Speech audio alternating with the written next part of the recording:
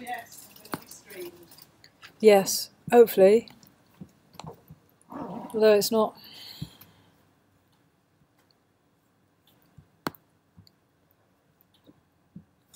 Why is it not? Maybe you might be streamed. No, I don't mind either way, we don't mind. Oh, the sound is being streamed. Why is it?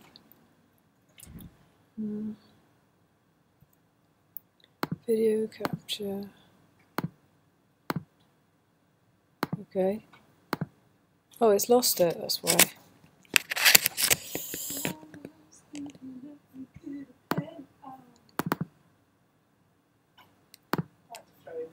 Experimental musician.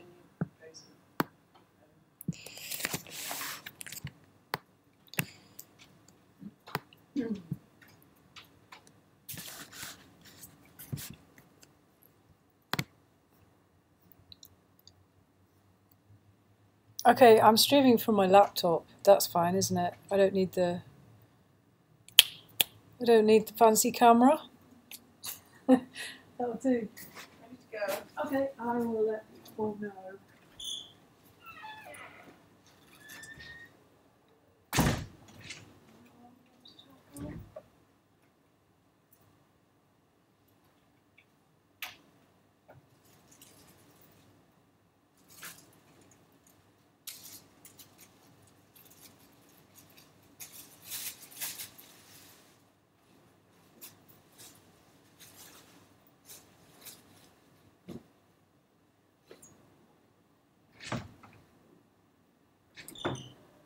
How long am I talking for, Liz? 10-minute sessions. Okay. In which case, someone give me a 5 and a 2 minute. I'll give you 5, 3, 2 minute would be really good. 5, 3, 2. Yeah, I don't mind. I will go there. Where did I leave my phone? Too many devices.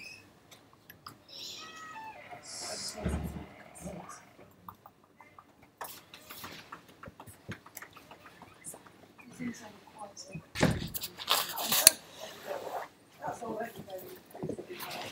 I used to think, why don't people make this a little more comfortable? Yeah, I know. Yeah. Susan managed to get a concert, and this is an accident. Well, I came in and saw it before.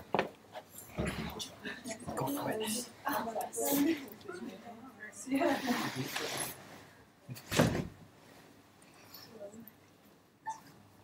I was going to try that, but if I do, I'm gonna fall asleep.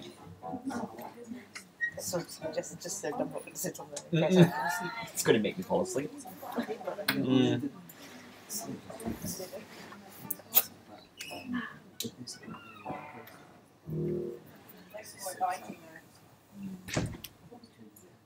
Yeah. No idea. Yeah. Oh, sorry to go and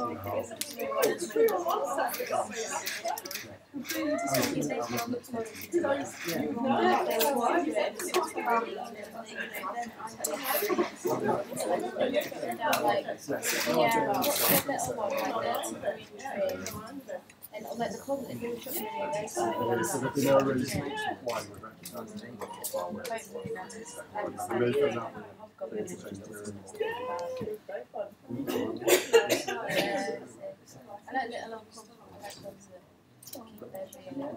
yeah, would you? By the way, we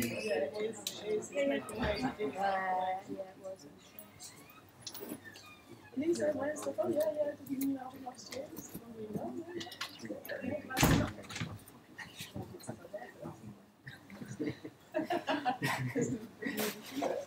Yeah. I live there now, so things are slowly improving in my perception of it.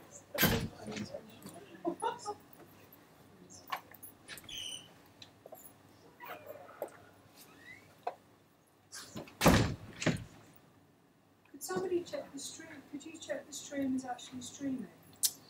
On the right hand side, it should say start or stop streaming It says stop streaming. That's great, that means it's streaming. Excellent. Okay, Okay. we can start. I think so. Yeah, brilliant.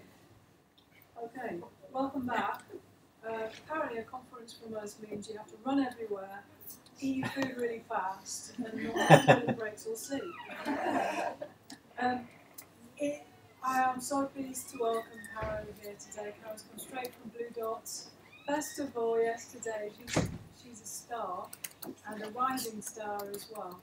And it's my privilege to introduce Caro Sue. For the first of your papers this afternoon. Yeah, so I sent Liz 2 papers and she went, I want you to do both. Oh, okay. What I should say is I didn't get to choose. Oh, sorry, you didn't choose, but whoever chose, they wanted both, so sorry, double me dose today. This particular talk is a bit tongue-in-cheek. I'm having fun, I'm inquiring, and I've already ruffled a few feathers, which is quite fun as well. I started out as a really quite disabled electronic musician, listening to my his first album and other things on Wharf at the time while living in a double-decker bus. And then time went by, things changed. I managed to do, I wasn't totally made up, so I was able to do bits and bobs. Short of it is, went to Berlin, for 6 months just to try out the fact that I wouldn't be the only woman doing electronic music in the city live, in the city that I was in at the time, Newcastle. So I thought, let's try out and make sure it's not just because I'm a girl and it's not basically. I did that for me, ended up staying 2 years. And in the process of producing my first album, did a lot of it at home myself on Cubase, but then also and in a bedroom recording myself, but also went to very nice guys, one guy in particular, to help me mix it. And one thing I found was that I had this sort of battle, really, a little bit of a battle with him, because he felt that in order, I use my voice, and then I've got a sound, an electronic soundtrack, if you like, and he kept wanting to take out the lower frequencies in my voice so that it fitted better in the mix. It was, and I was like, but no, there's no tones where my depth and complexity. Don't take that away, because people will be misled. And also, so I started to think, okay, what's going on there? And then I went to, it was actually in the mastering of my first album, and doing an overnight session with Rashad Becker at DNN in Berlin, and being completely blown away by all the technical stuff and his sensitive ears. And I was like, I want to learn all this stuff. And then he said, yes, and even in Berlin, he doesn't know one mastering engineer that's female that he's ever worked with. Once he was actually in a room with me and another sound engineer, and he said, this is the first time I've sat in a room with 2 female sound engineers, so there you go. But it was it then, so I was like, right, I want to learn that stuff, so I actually went to school of sound recording in Manchester, and again, they started talking about this, getting the vocals to fit in the mix, and it seemed, there's all these formulas of what you have to do, what you should do, and I started to question all those, really. And then came across 2 interviews, one with Björk and one with Kelly Clarkson, both. One was in the Metro newspaper of all things, and that was the Kelly Clarkson one, and then also Björk and her, I think it was, can't remember which album it was of hers, but she worked with them, I think it was Biophilia. So there's a couple of quotes about their experience, and also, why not, really troublemaking from a reflection. Björk, this was making Biophilia, I think. She said this was Damien Taylor, her engineer, talking about how she didn't want to end up in a situation where her hands are off the project and someone else starts compressing stuff and changing the whole sound. Don't worry, I'm going to unpack a bit what compression is, in case you don't know what it means when we talk about compression. So really what I'm interested in is the EQ, the filtering, the bass, treble, mid, whatever frequencies, the filtering of the female voice, and also the compression of the female voice, which again I will explain what that means. So Björk's really, she basically, he said she sat there with a stick behind him. Every time he tried to compress a voice, she would poke. So every time he tried to fiddle with the voice, she was like, leave it alone. And most of the time she just used a handheld mic in the control room. She wanted it to sound like her live, and if you've ever experienced her live, she's a force of nature. And she doesn't want it to sound perfect or polished. Then I found Kelly Clarkson saying a similar thing. I think she won American Idol. Was it the first one? Our niece was obsessed with her. I think it was the first American Idol. And she's saying, you know, basically they get hold of our voices and compress the hell out of it. And she said, I actually want it to sound like my live vocals. I was like, okay. But actually, it's not sounding like them anymore. And who's deciding what they sound like? If apparently 95% of sound engineers in studios are male, then who's deciding what women's voices sound like? It's a bit like film, isn't it? There's only 5% of female directors yet. Who consumes or who receives this stuff? So that started to pique a bit of interest as well. So when I did go to sound engineering school, we were very much like, okay, so when you're mixing a vocal, you basically you compress the lead vocal and you EQ the lead vocal and you put reverb on it. It's just what you do all the time. Compression. Compression basically means, if you think about literally compressing, it's a dynamic controller. So you're controlling how dynamic the sound is. How dynamic that sound is, how loud or quiet that signal is. That changes in a sentence. As I'm speaking now, there's some words I'm saying quieter, some louder. And that's me choosing where I'm putting that emphasis. Might be a bit unconsciously, but I'm choosing how you're hearing, how you're receiving that. So, so what happens is, the formula is, you have your threshold, you bring that threshold down, and every time the signal goes above that threshold, you squash it. The idea being that if it's listened through a transistor radio, you will get the vocal, you'll get those lyrics, they will get in your head, you'll want to go and see them live and buy their record. A bit cynical maybe, but anyway. So in that idea of the idea, then the vocal jumps out. So the problem being, someone else deciding, like Kelly Clarkson says, where's her loud bits, where's her quiet bits, it's not her deciding that. So there's some sort of unconscious maybe, but there's some sort of creative decisions being made there. So the argument is it makes the vocal nice and even.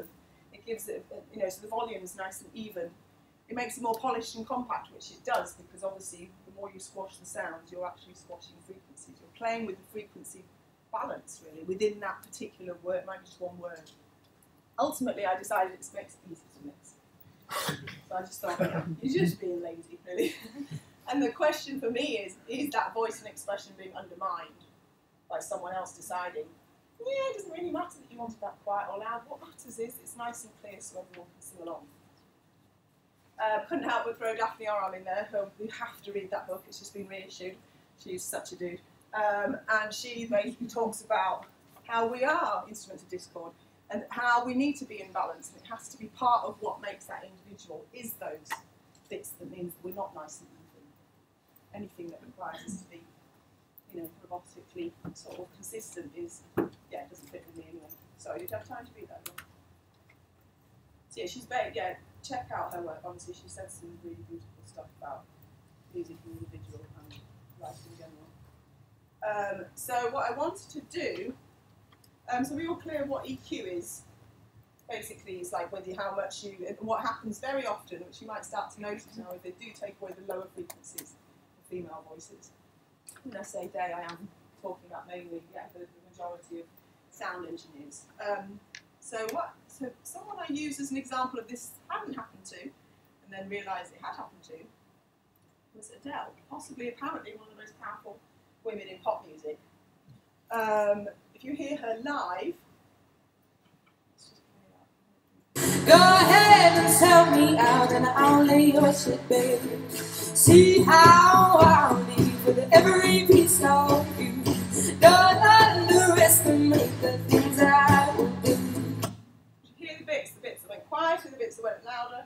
There's sort of a round tone there. I think there's her warmth, there's a richness to her sound. Now, if you listen to the album version or recorded version, there's a fire starting in my heart. where's that depth from? Where's that round? It's sort of gone flat. It's almost sounding a bit, I don't know, to me it sounds really digital. To me there's a stark interest there, a stark contrast. And this is possibly the most powerful woman in pop music at some time or other, depending on when she releases something. So it's just throwing in those ideas of like, okay, who's deciding what we sound like? And one great thing of being, I did the first time I spoke about this was at Chris Up in London, and I had Iris Gurelfs and a few other women who are similar to Myra doing stuff professionally. And I said maybe there's a link between the fact that the female artists and the sound engineers are all guys, and they fell off their chairs laughing. For them, it's like it was what they'd experienced, really. So that's really just what the sort of seed I'd like to plant, and I've probably destroyed a lot of your listening experiences now, because you will notice it. And you'll go, Dad, the other night I went to the Manchester International Festival. How much budget do they have? And we had Tilda Swinton. Sorry, it's a stream. You're accountable. You receive funding. You know, Tilda Swinton, and I was so excited to hear her. You know, her richness of her voice narrating this film. I couldn't hear it. It was just like, oh, I wanted to almost ask, was that intentional? Yeah. So listen out. Sorry for the consequences of maybe making you aware of that, but Thank you very much.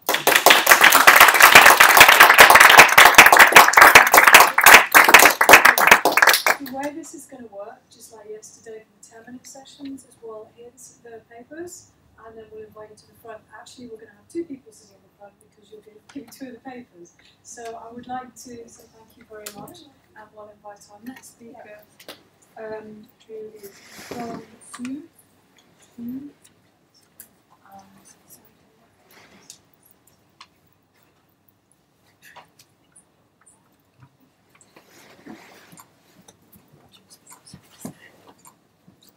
Yours on the right.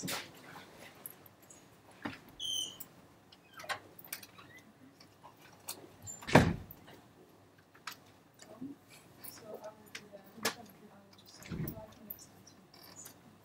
Okay. So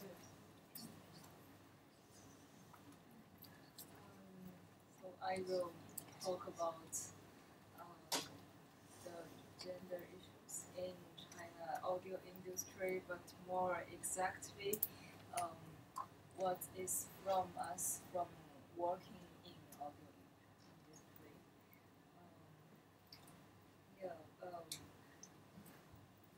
Actually, in China university, especially in Shanghai, there are a lot of female students. From the data I found from the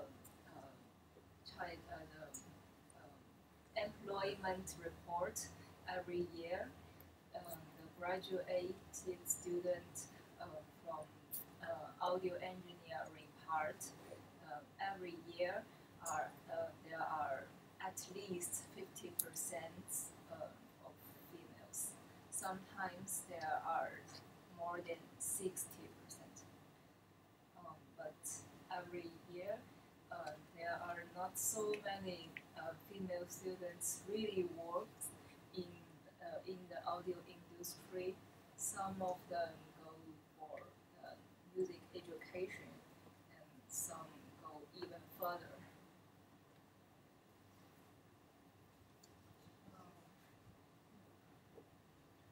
that's okay. Just tell me.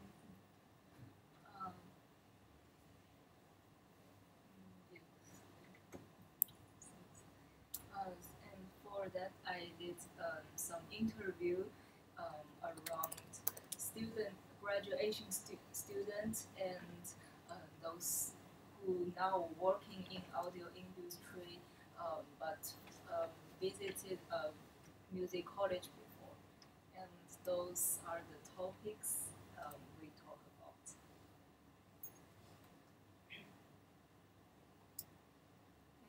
And I tried about 40 interviews, but only 12 are valid.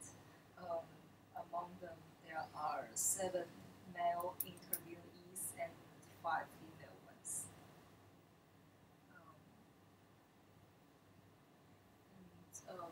Before talking about specifically what's for females, I want to first take a look at the general situation. Because it's a relatively new industry, the welfare system is still not so completed, and because of the project-based working process and the tradition of obeying your boss, the overtime work and irregular work off time are very, very common. According to the interview, for mixing and recording, sometimes people work continuously 20 hours, and for example, PA job, people have to install and deinstall things in the hall during midnight because then they can sit and then the event holder can save money from renting 1 day more of the hall. And another problem is people, especially our parents, doesn't know what we are doing in audio industry. For example, some of them don't know what's the difference between good and bad recording.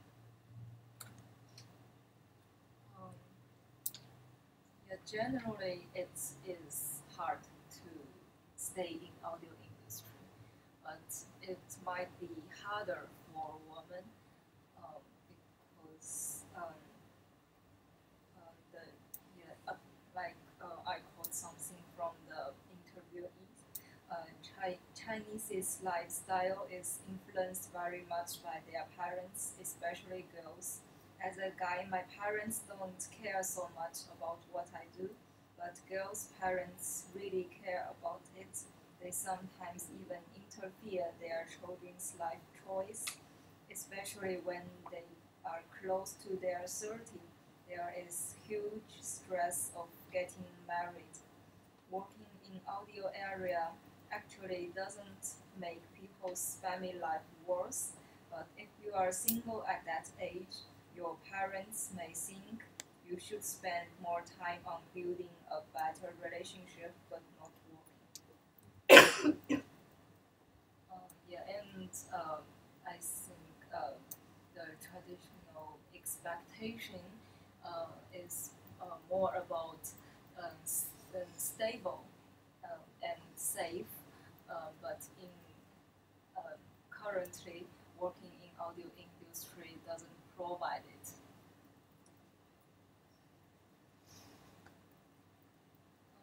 And about what did we learn at school? First, about the academic study, most of the interviewees think it's useful. Even the professor doesn't teach everything directly, but they learned something during their college time. But when it comes to practice, there is a problem that before everyone starts really learning theory and skills, the practicing is already started. But at that moment, the students usually are going to help with carrying things. And for carrying things, people will consider voice first. And because after the first year, actually the student can also help with other things, but at that time, the boys are already familiar with those concert organizers. Then they will still get more chances.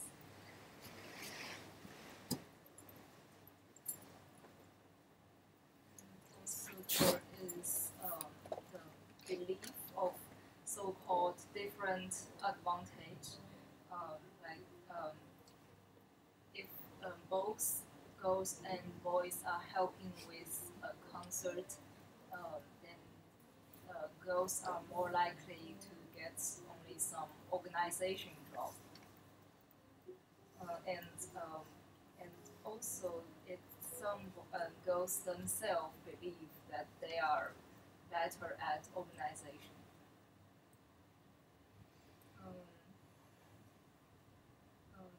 also there's quite much space still for the discriminating speech. For example, some professor may publicly say they don't want female students and they will not accept them. Reason is they think that they are weaker in logic, or they don't dare to, for example, disassemble a gun in a Foley session. When I look into the jury list in the like digital audio competition and electroacoustic music composition, there are usually only one female in this jury, and also now all the conservatory I searched, the headmaster of the audio engineering are all males.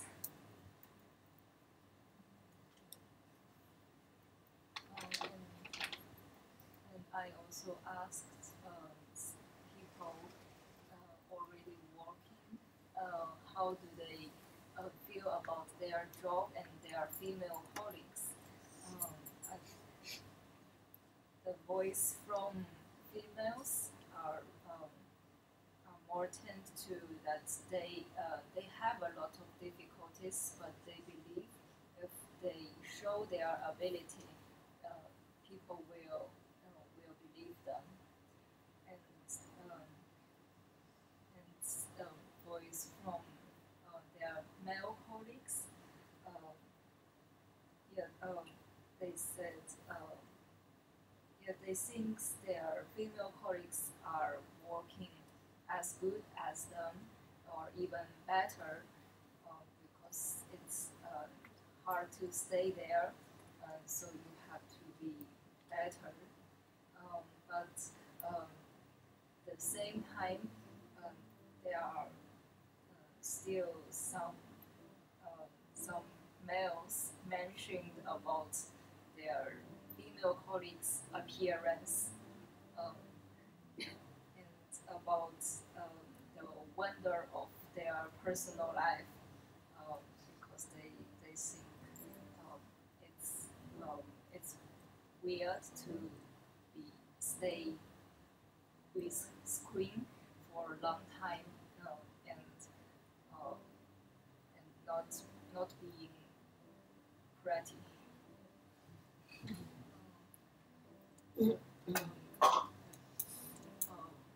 Most of my so-called research, I hope I can just find some problem in our college education, and maybe make the new students feel their study not so frustrating.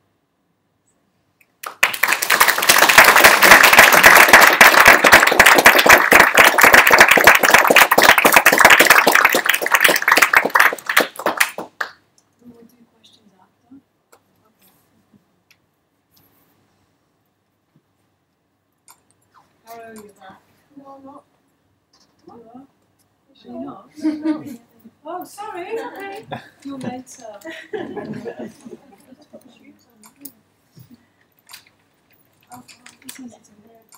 Is it German perception? I would let them know. Okay. Just debate it. Okay. And sound?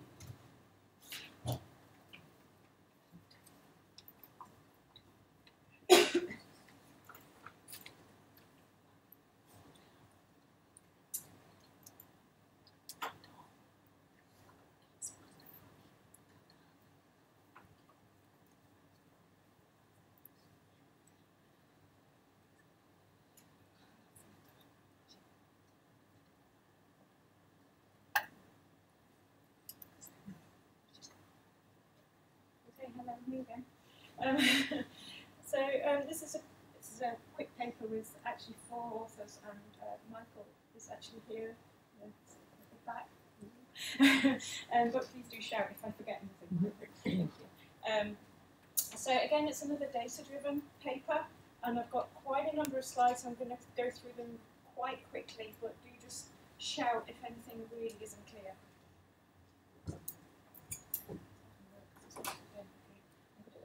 Okay, so why did we want to present this paper? The ECU, the Equalities Challenge Unit, lists in academia only 19.3% of STEM, so that's science, technology, engineering, and maths, professors are female, so only 19.3%. Various studies have shown that if you need an argument that's not a moral argument, then actually there's a business case to be made for increasing diversity and increasing gender diversity in particular in working environments. So it helps the bottom line, it improves your profits, it improves the products that you are designing. Professional associations, such as for us, the Royal Academy of Engineering or the Audio Engineering Society, are actually really useful indicators of not just academia but also the industry, because they have members from academia and from the industry. So it's a good barometer to start to look at. What we do know is that, and well, it's hard to get this data, we have all this data, fewer than 7% of Audio Engineering Society members report as female. And you'll find the reference for that at the end of the slides. So we wondered, does this actually translate into the levels of proportions that female authors are publishing within the Audio Engineering Society? So there's lots of number crunching coming up and some charts coming up, but so just to let you know what our data set was. We looked at authors at AES conferences between 2012 and 2016. Okay, so quite recent. So that totals 20 conferences and a total of 1,761 authors. I'm going to look at Michael now. Is that unique authors? No. So that's not unique authors. So if somebody was an author on 2 papers, then they counted in that total twice. If that makes sense. So sort of author data points, let's call them, rather than unique authors. And we wanted to analyse maybe there were differences in representation for different types of conference, so different topics, different types of presentations, and where you as an author actually were in the author list. Because those of you involved with academia, you probably are aware that this makes a bit of a difference. Apparently, I only just discovered this. So it's where I've been going wrong all my life, obviously. So there has been a paper on PLOS One published in, I think, 2013, and it's the reference number 5 there, where they looked at, now let me read the title of it. It's The Role of Gender in Scholarly Authorship. And it was taking a huge database, and they basically went off names. So if you had an obviously female name, take as a female. If you had an obviously male name, we took you as a male. And if we weren't quite sure, we just threw you in the bin. Okay, so you were excluded from the data set. Okay, so we wanted not to do that. We wanted to do something a bit more useful and a bit more rigorous. So we had this quite a long process here. So we took the data point, the author data point, and if one of the authorship team or a close colleague actually knew you, and this was quite a few people actually, Michael, wasn't it? It's like, oh yeah, we know they're definitely female, we know they're definitely male, then we'd put you down.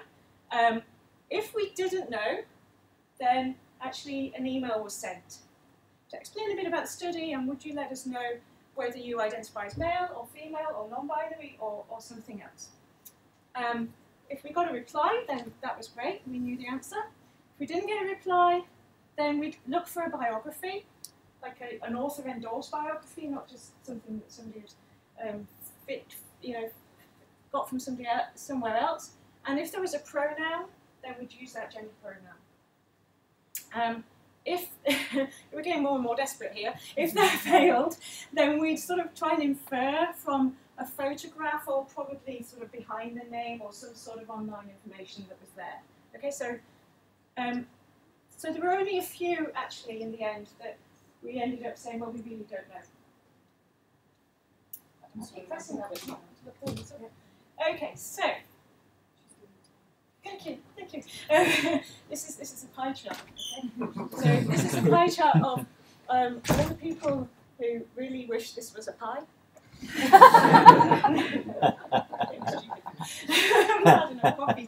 Okay, so as you would probably guess, 89.04% of overall author data points are known as male.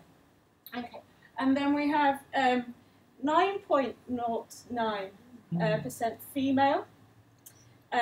Unknown ended up being 1.76% of our data set, so quite a small proportion.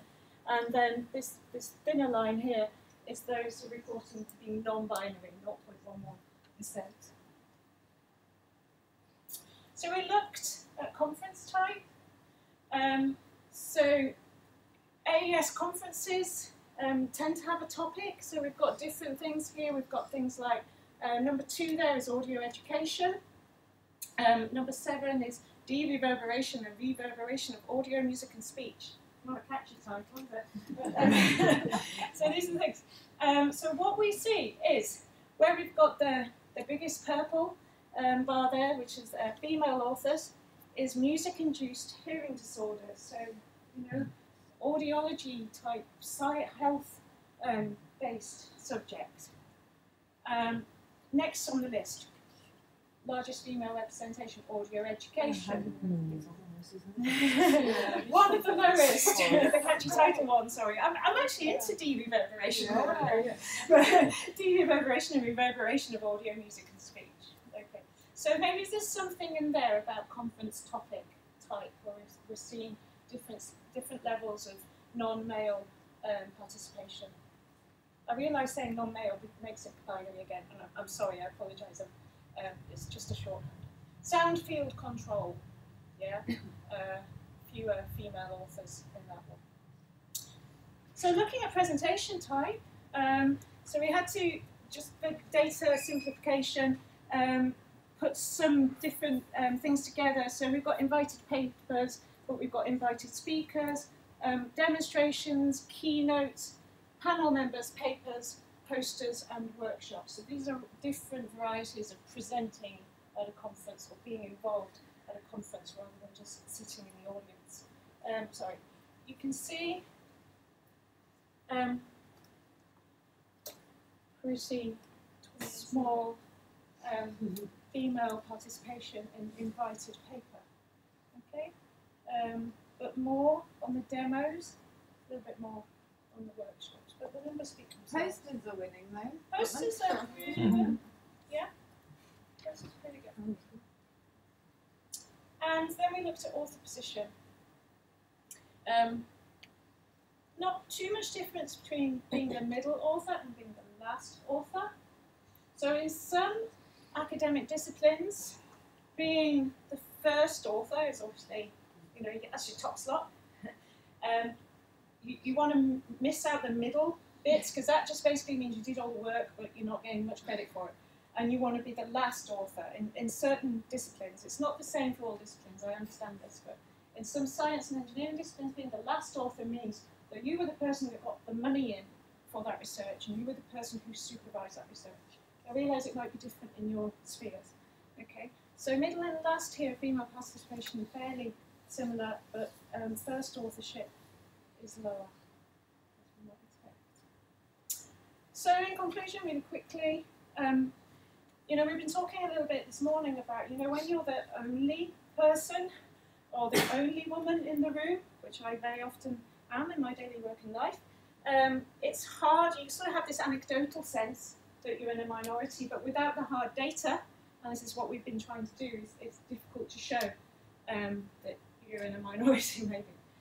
So anecdotally, we all know there's a very low participation rate of female or non-male in audio. So we did find that conference topic, presentation type and position of authorship did have an impact. Did you see different rates of representation of non-male authors there? And what we're hoping is having this data now, we've done the number crunching, having this at our fingertips, will improve and indeed increase our motivation for change. Thank you.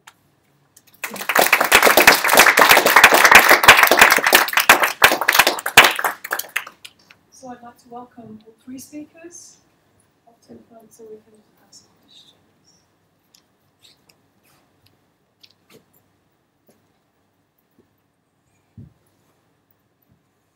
This is first author. So we have the situation of audio engineering in Chinese education, sound processing, female voice, and the presentation we just heard, just to get people's heads back into what happened. So, questions? I have a small question for Dong Su. Did you notice any differences between women from rural areas in China or urban areas, or when they study audio engineering and they come from different areas in China? Is there any differences then? Does this impact their employability rates or?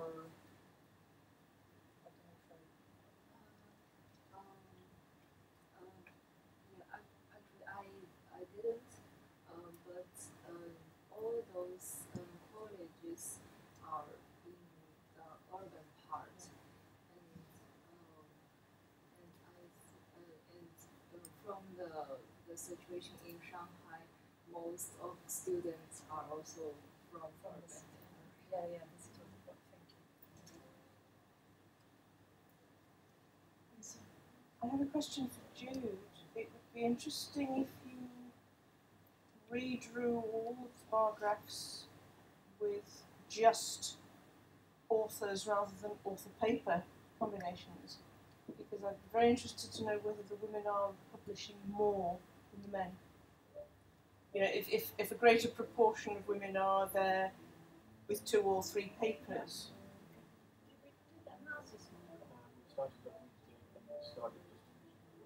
Yeah, we started to do that.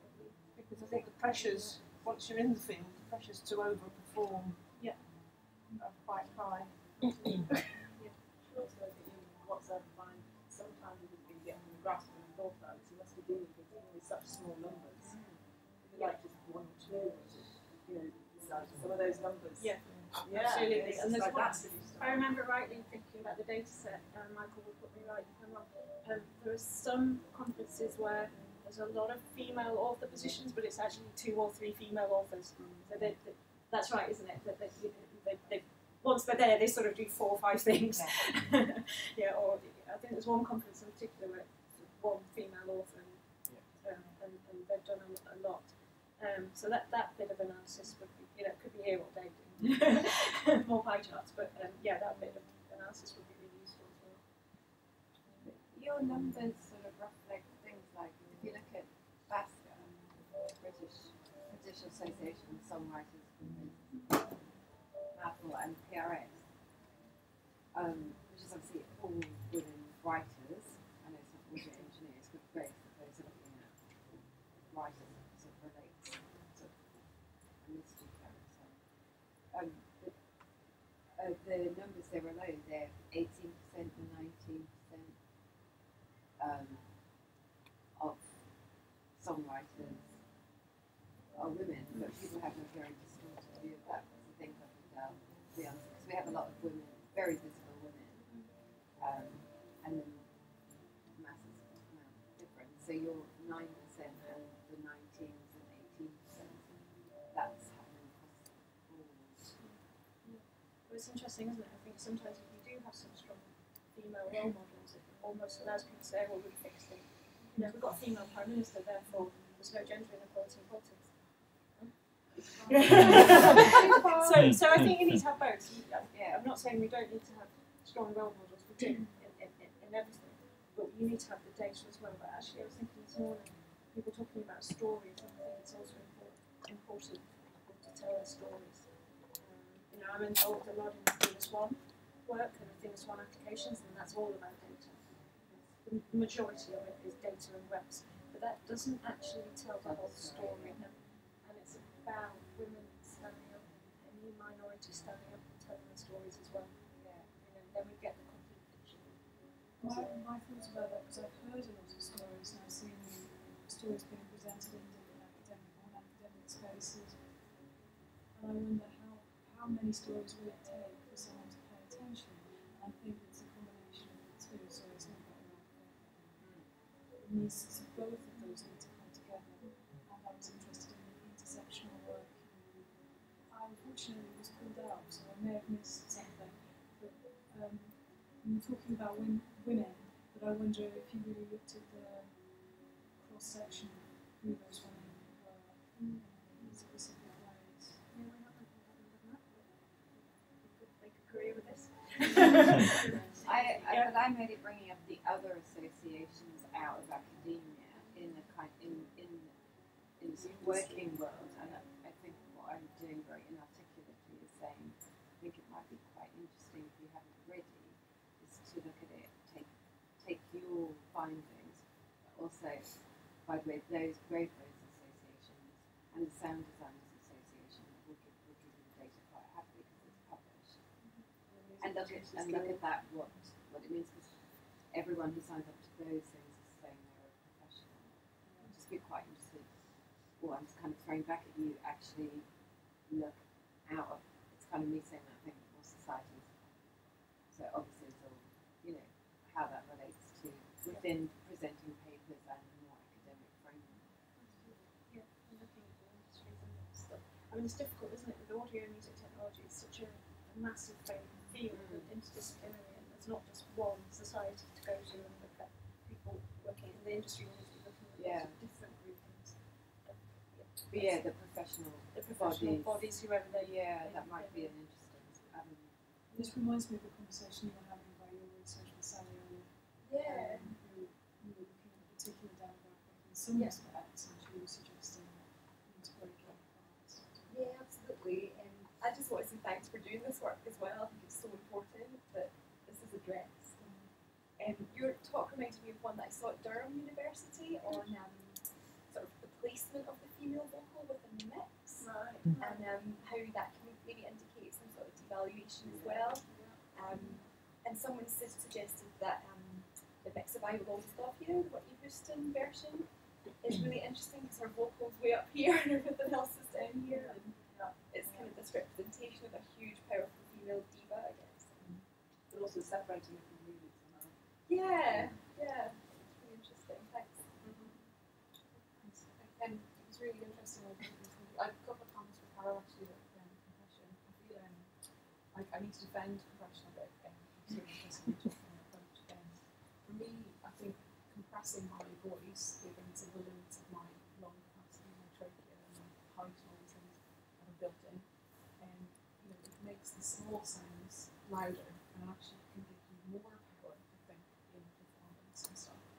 And I'm not sure like the compression of the idea of Adele live versus recorded and stuff. But I think Adele is an industry pop product, and I mean live she definitely is using compression, but she's also using something which I think is more insidious, which is pitch correction, which is really invisible. She use that live, and it's constantly because it's so widespread. Bjork used pitch correction.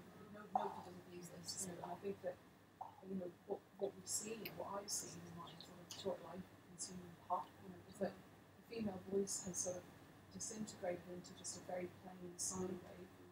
And there's no room for effort, there's no room for character, there's no room for snarling or power. And I think we have to go all the way back to like Alanis Morissette's Jagged Little Pill to actually hear a female voice straining to express something. And I think that pitch thing is so much more insidious than the idea of loudness, or I think that it's really widely, and people think that people listen to say anything electro pop, and they think that a voice sort of is quantized in this way, but that's not how they can sing. But we can't hear those voices, and I think that's what female voices.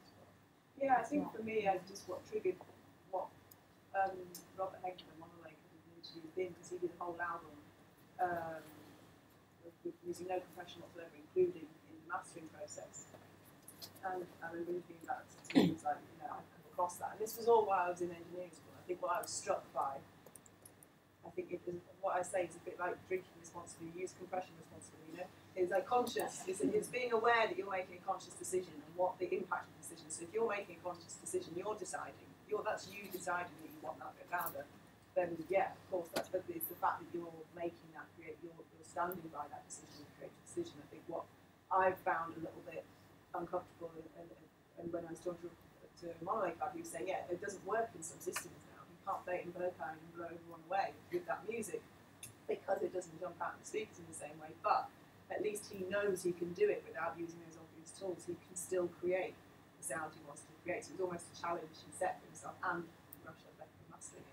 So I think in a sense of it's about that conscious decision, and I think the problem is with conditioning is that you don't realise you're making conscious decisions that are affecting how. And obviously, again, the reason why I picked someone, why I picked Adele is because a lot of people see her as a powerful woman. But it's like, maybe she wants her voice to sound like that in a recording. Now, it's all quite crass, and I'm very much going on intuition here. I've not had any time or space to decide. I've decided not to go down that rabbit hole sort of thing. It's just more throwing that out there for people to be aware of. And I think there's times when I've recorded, especially when thinking of the Smoke and Mode album I recorded, and I talked to the artist about different types of compression. She was like, oh, this is the one, this is why I wanted it to be super compressed, I wanted it to be really like, and that was her making that creative decision. It's a technical and creative decision. I think it's more about being mindful and being aware that you can play with that tool. It's not just something you put on because that's what you do to make it sound right, or it's that music that radio player, that music, because you're just perpetuating the same old, Well, I think, I think looking at those industry products, I think that those things are just how it's done. Yeah. I think that to think that I think Adele has no say, she really does she? I mean, she's just a pop product, and I think this idea of she's a powerful woman and stuff it's nonsense. I think exactly. Which is why I think the problem is that consuming her product, and so many of us do, is that people then say, we go to our own artwork and think that that's how a female voice should be. Like you said, and I guess knowing the technicalities of that helps to deconstruct. Yeah, exactly. Another one about compression. Did you, because we had the Adele example, did you see it across other genres as well? Like, obviously, metal music's quite kind of rough, and there is some female metal singers, not as many as there is in pop music. Yeah. Did I find it at engineering school? Yes, I think I did find it across the board, but I also found generally that people really unimaginative and stupidly cocky. And then apparently I was told that that's just how the industry is. Luckily, it's not what I've experienced as the industry. I'm not full-time studio sound engineer, but it's not what the industry is. And the industry is what you make it anyway. That's a poor excuse. But the honest answer is I don't know. But I think it's again making people aware that just because you can play with it's a conscious choice. Have you found that? I've never noticed it until you mentioned it. Yeah. It's usually that thing you can almost hear the grains in it once you can really start to hear compression. Yeah, I think I'm just going to keep noticing it now. Yeah. Did you have a question? Oh, okay. Made about female voices having to be in tune. It's the same for everyone. That's just what things become. But there's people like Bob Dylan or Shane McGowan. Aretha Franklin apparently wasn't. So I think it was of that time. That was tape. So the same quantization. I don't know if you'd say the same. It's everybody thinks everything has to be polished and over-edited, and that's general overproduction. Is my feeling.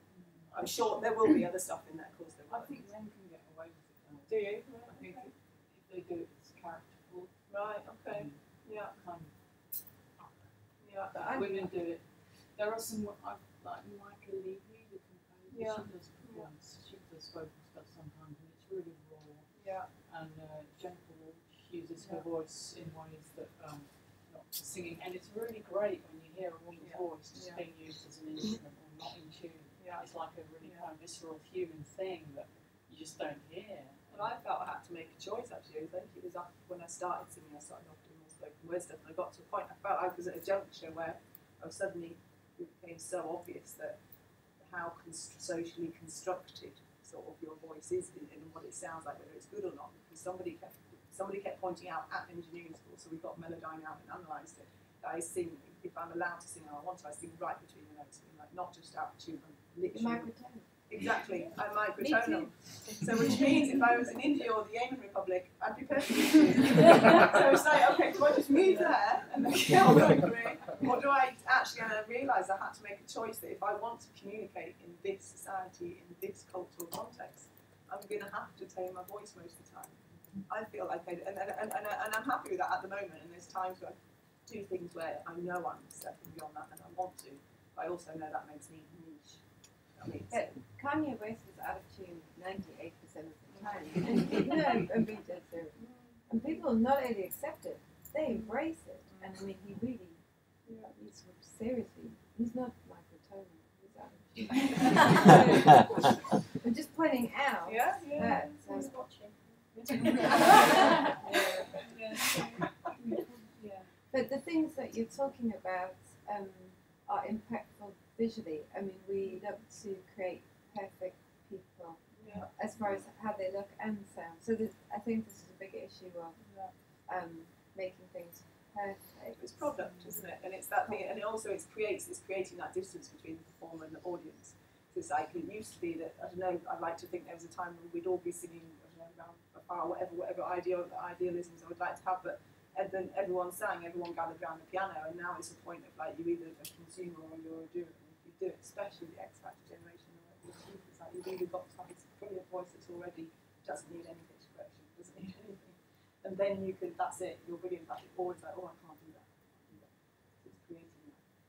But could someone in academia do a Kanye West research paper on how often he's out of tune? Because I'd like to read that. Maybe if someone's watching on Twitter, they'll like tweets and research if it's already done, and they'll know by the end of the day. You can crowdsource.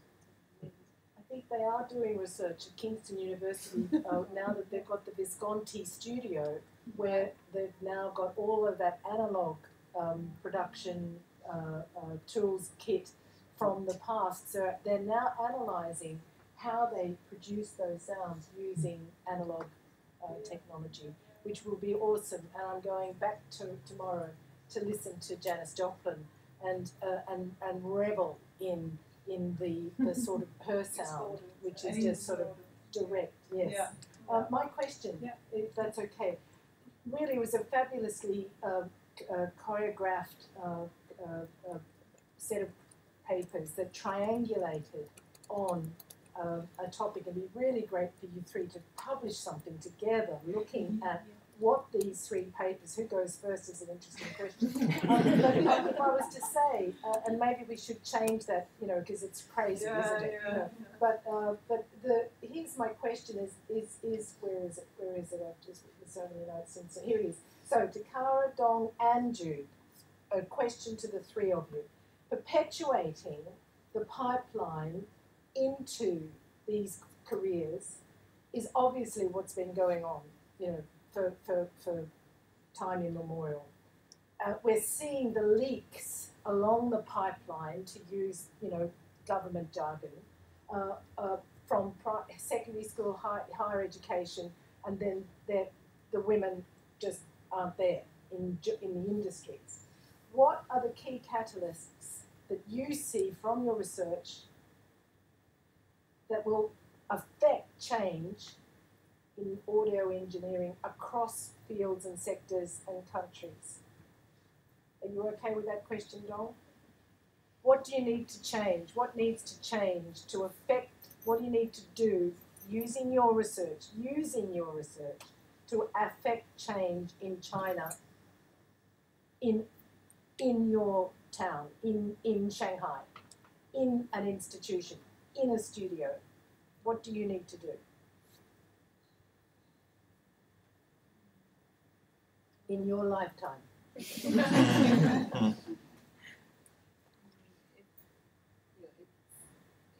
to say,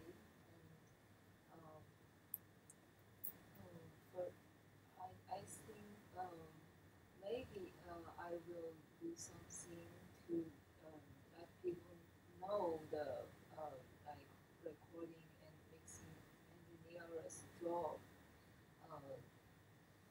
that's something I'm sure I can do. And maybe also some like occupational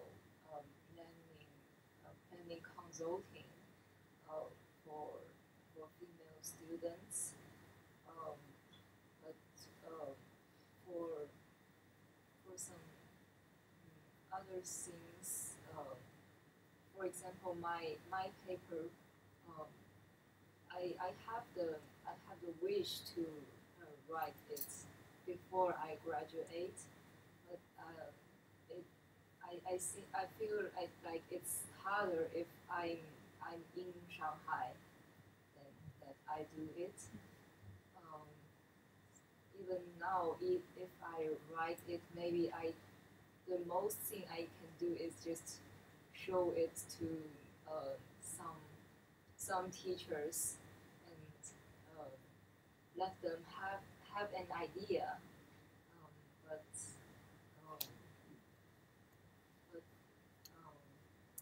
yeah, for example, before I write it, I already showed the outline to a Chinese professor, and he said that don't write it with your preoccupied idea, and don't let the Western feminist correct the things too much. And why? Remember, we're live streaming. Because for him, the problem is not so serious. Of course. Because there are some female working well in the industry. Who are they? Not that famous. What's their name? One name. Really not that famous. Unknown. Yeah. Okay. Point taken. Thank you. Other ideas? I think me as a non-academic, I keep getting tempted to go down the MA rabbit hole and then thinking, no, I just want to carry on being an artist and actually being interested in doing what I'm doing instead of a reflection of it. But yeah, awareness is revolution, I think, and I hope that there's small ripples just by sharing this with you guys. And yeah, I'm by no means trying to give a complete picture. It's just little questions, things that have made me think, and things I've gone, question mark.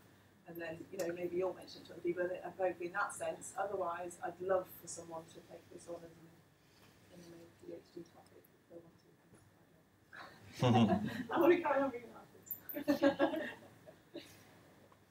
So I think for me as an academic working in an institution, I think that it's vital to raise awareness not just amongst our staff, so we've been doing a lot of work on that, but also amongst students.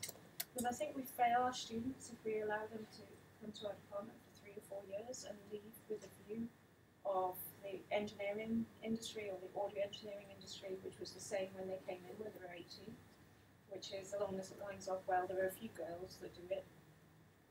What's the problem? Yeah. So if we don't have that dialogue, if we don't have that debate, and it's quite uncomfortable at times, if we don't raise awareness and open eyes, then all we're doing is shoving people into the industry, but then just perpetuate the status quo. And surely as a university we're meant to be shaping the future, not just feeding the same shape people into the future so the future is the same as the past. Yeah. And I think there's a lot of soul searching amongst societies now, Women's Engineering Society and WISE and other people saying, we've been doing interventions trying to get women into engineering for 20 years and nothing's worked. Well, we need to do something else then. Yeah, it's not just about outreach, it's not just about getting women into STEM and saying it's great. Honestly, it's about being more radical and disruptive. And I think, sorry, this is a bit of a ramble. Third point, last thing. I think for engineering itself, although if you look and you see the diversity of routes into engineering, that's incredible.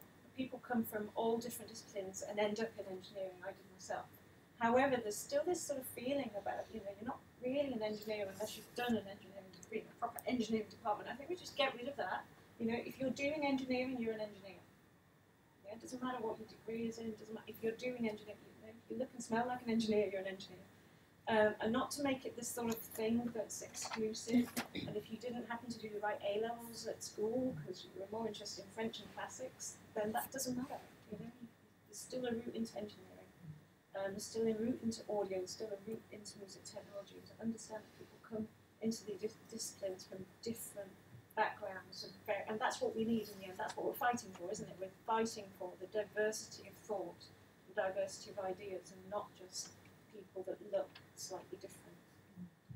Can I just counter to say, I should have mentioned someone's name when I mentioned Visconti's studio, who is engineering change.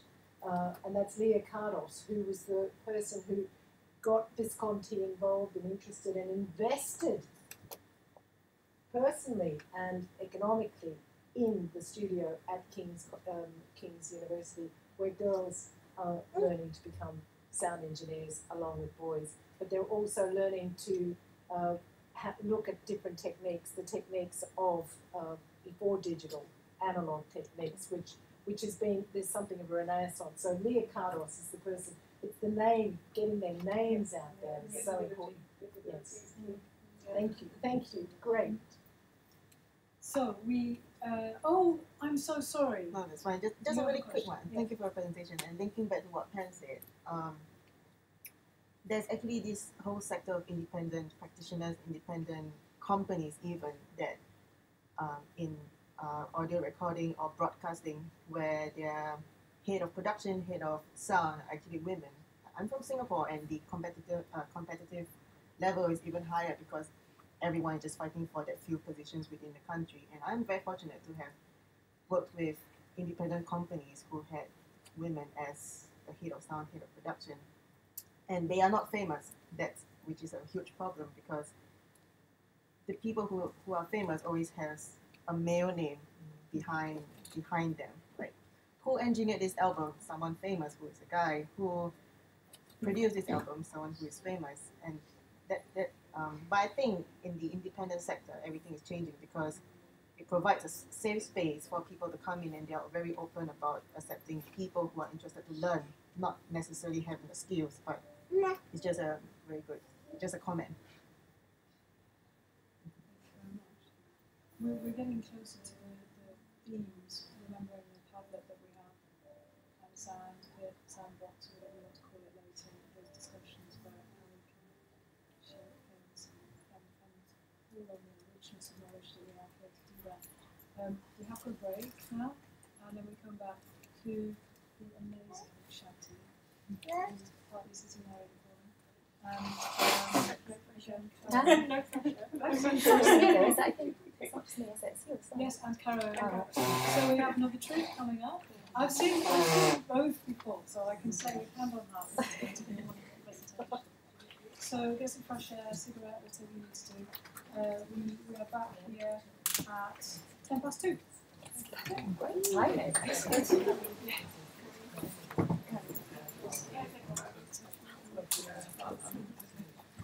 No.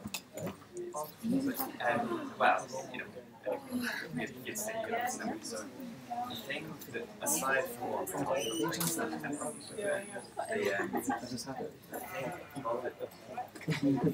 it's like white it's a really strong script, which I think it must be stronger in art and notes.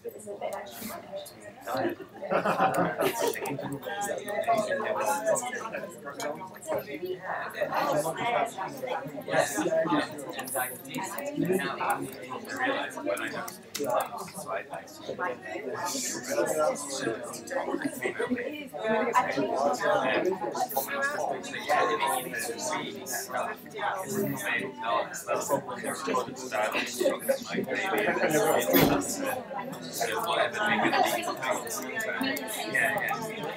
And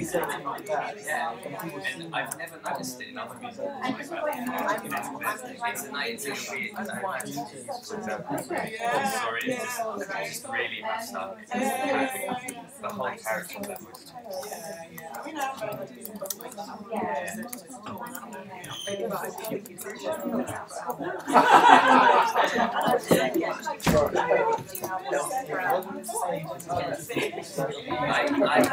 I really this idea of this, right?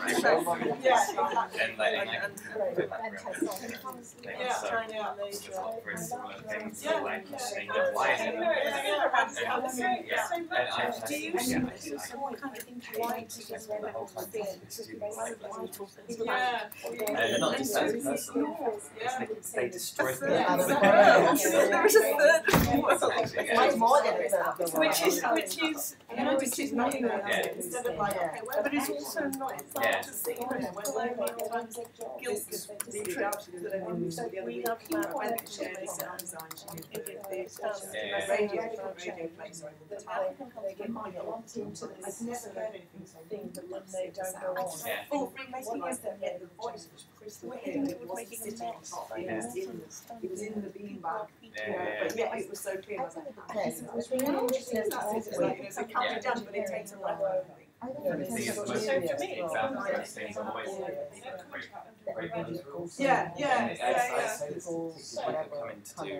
Dance music, like dubstep and stuff, and I'm like, think of all the dubstep artists you love, like really love, the best ones. Name one of those. My kind. So if you've made different choices, Work harder, prove that we are actually the same, like we learn the same things in the same way. It's not like A, alphabet A is not alphabet A, that's wrong. And so many people just all depends on yourself, like yourself. so you've got to get in there. So But it's something something about about gender skills, skills, something about or gender skills, I think it's also and how the structures that we work under universities. that's how we approach it and how we sort of change it. Test Make it tables. comfortable for us. To say, you know what, that person there, I was they in made South of but they UK haven't got like 2 years ago, and I felt brilliant design there skills was a or few something that they've got. why when I was so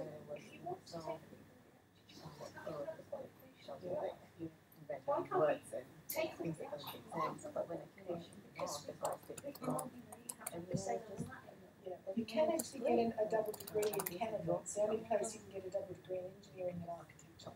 And if you think, there's a real problem with engineers and architects, they're arch enemies, because the engineer has the functionality and the architect has the design and is wanting to do the impossible. But you can actually get to a double degree, which to me gives that person a job for life, because they're engaged in a sort of a function and form and design and aesthetic. So I would feel like I want to do that. music and music. Yes. But also, Yes, they do. They do some work. Yes, if you know the work of Georgina Vaughan, she's just recently published on technology and engineering of it. And girls are not going into music technology and sound technology. Yes, and it's hugely middle class. It's silly. But it's perceived gender discrimination. this was a really interesting But like many here online because you're in engineering, complain about other Jude things. was in Caro, is in arts, but she's sort of living it. And then you've got Dom, who is culturally constrained, and I hope I didn't put her in a compromising situation. I don't think the Chinese government would be watching this today, but I was trying to make a point, because what she was doing was perpetuating the problem. Because that's amazing enough. Let's do that now. Yeah. I think she mentioned the course leaders. Yes. And I was sat in but I think English people like English as well. Yeah. So that is and what upset you Over here. That's a really interesting. Yeah. I mean, I also thought it was mixed thanks race, for that. she But identified she has in the business of that she felt that she could do more from the European, which is right. I always Everybody else Indian. And the person making the complaint happens to be an American, and it was a case of, I wonder if their definition of black means African attraction. And that so white, all these black, it just felt like a complete nonsense, and it felt like a very unfair accusation, because actually there were people there from many nations, many parts of the world, some born in Britain, some studying here from other countries. And it just felt like somebody was making, it felt like a double insult, because they were saying these other people weren't there. I mean, you've just told 6 people in this room that they're not there, because they're not. These people just want to say whatever they want to say, right? They just like, I need to make this point, so I'm just going to say it out. Said it, there we go. Yeah, it doesn't need any basis, in fact. No, that's really bad. It was a bit worrying, but there were so many other things going wrong at that point. I'm keeping out. Was it audio or music? It was a music event, but I was busy trying to undo damage on the gender thing, where I had been the person involved. I thought, I can speak authoritatively about this because this was me you're talking about. Yeah. I can't speak authoritatively on anything else, and I certainly can't speak authoritatively on where people come from.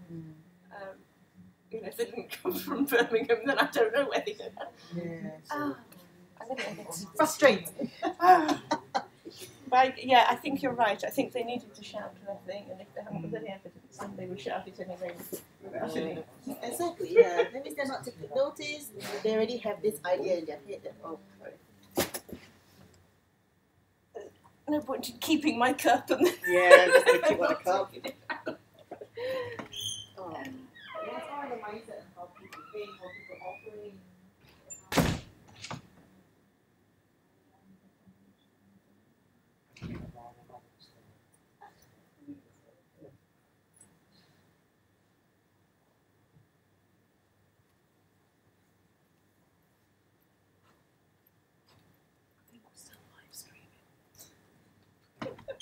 Into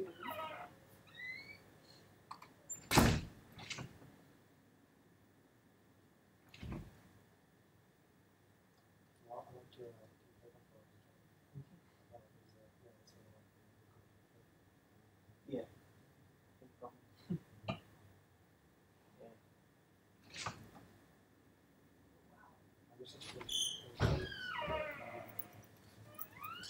Yeah.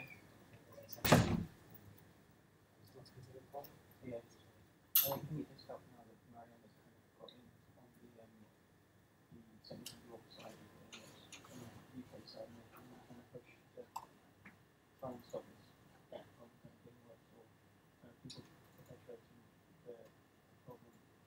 Yeah. I think that's not helpful at all.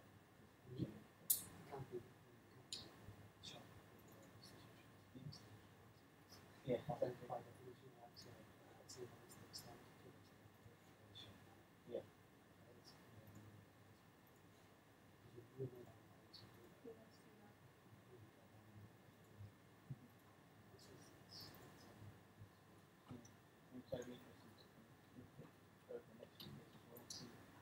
With the strive to change whether it actually does or not, it'd be interesting for something that has talked about whether we continue on looking at future years whether it actually changes or not.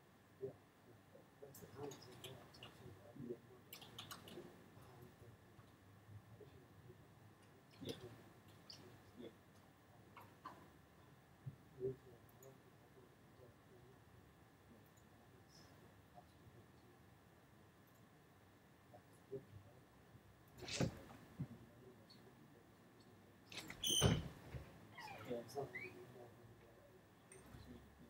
I didn't know about all the live collection stuff. Yeah. I've been putting so much pressure on myself to be in tune. It's not really available to you. No.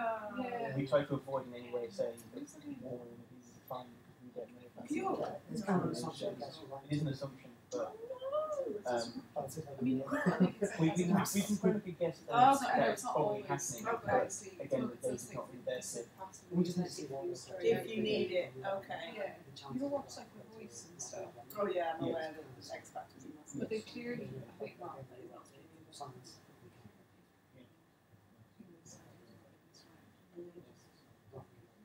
Exactly. Exactly. Yeah, it's all easy within your boundaries. You can't tell. Yeah, right, okay. So, yeah, maybe I'm a bit of a conspiracy theorist. Why is that? Yeah. Yeah.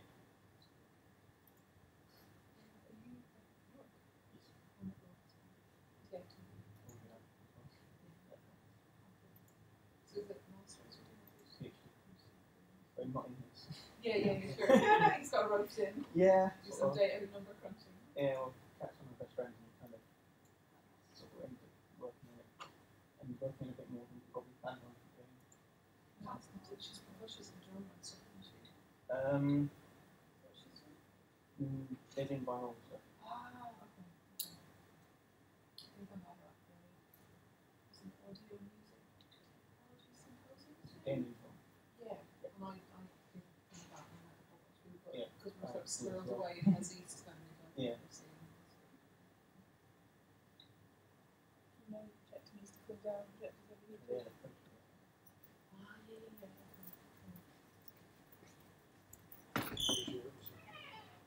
I do something machine hearing, so I'm looking at training neural networks with localizing sound from binaural. Yeah, but That's still a science based. Still a science based thing, yeah. But on an acoustic sort of basis, so looking at using it to analyze movement pieces. Gary was my thesis as well. Just so different. Yeah. It was just because I'm staying actually, it was really such a bind to get back so late. Actually, you would have loved. I've got some pictures. I think actually should Yeah. Like Vera's performance. I've actually She was screaming into the microphone. Well, the great thing with Vera is obviously I know her from Berlin, so I've actually seen her perform before. Okay. But That's that's a very posh little room. Maybe music. Yeah, the fact is. Yeah. Well, you don't really have to use it mainly because it's so shut off. You can't really access it because it's all locked down, especially because it's with someone who can access it. So although we kind of have a thing where, oh yeah, The video has to be on, sorry. you don't really. Like some of the lecturers will do, but in terms of the actual students, they don't really access it. Simply don't really It's been working yesterday and this morning.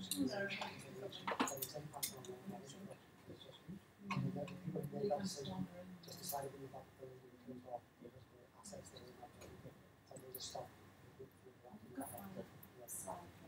Do some research on that. Yeah. Yep. I don't think we're attached. Whenever we do fire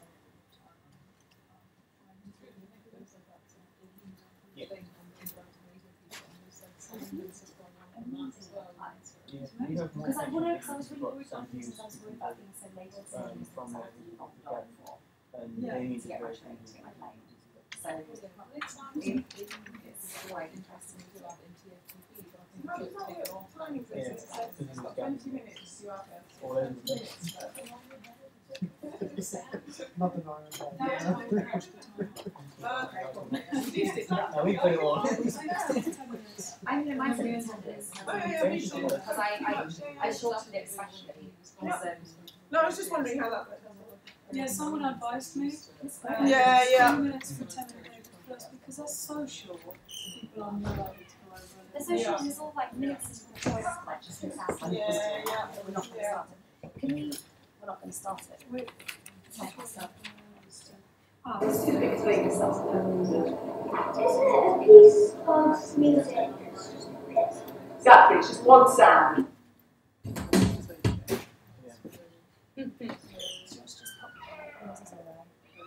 So I'll just put my first one up, and then yeah, just the first one. Yeah. Oh, okay, just leave it like that. Yeah. And then how do I change it? Well, I can sit here and just press it, or I've got somewhere I've got a clicker. I'm going to use questions. Well, I can change the slides. So we can just remove slides or change it.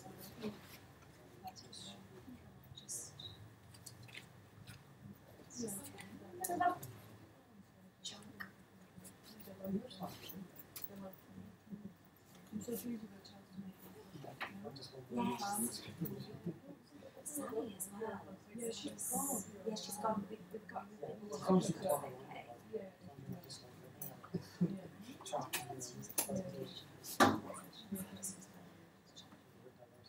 Yeah.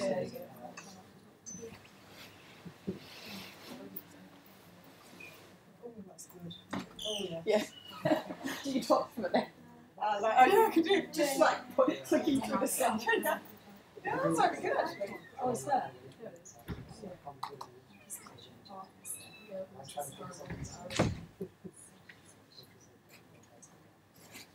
Exoticize. I always get the words. I can't spell. It's a difficult word to say. I was just trying to say it. I'll keep it with an S. Yeah, why not? Alright, now it's. Go to slideshow at the top. Alright. Sorry? Sorry, I thought you wanted to. No, open no, it. no, I didn't want to do anything. It's not in it. Why can't you do that? Try with a clicker.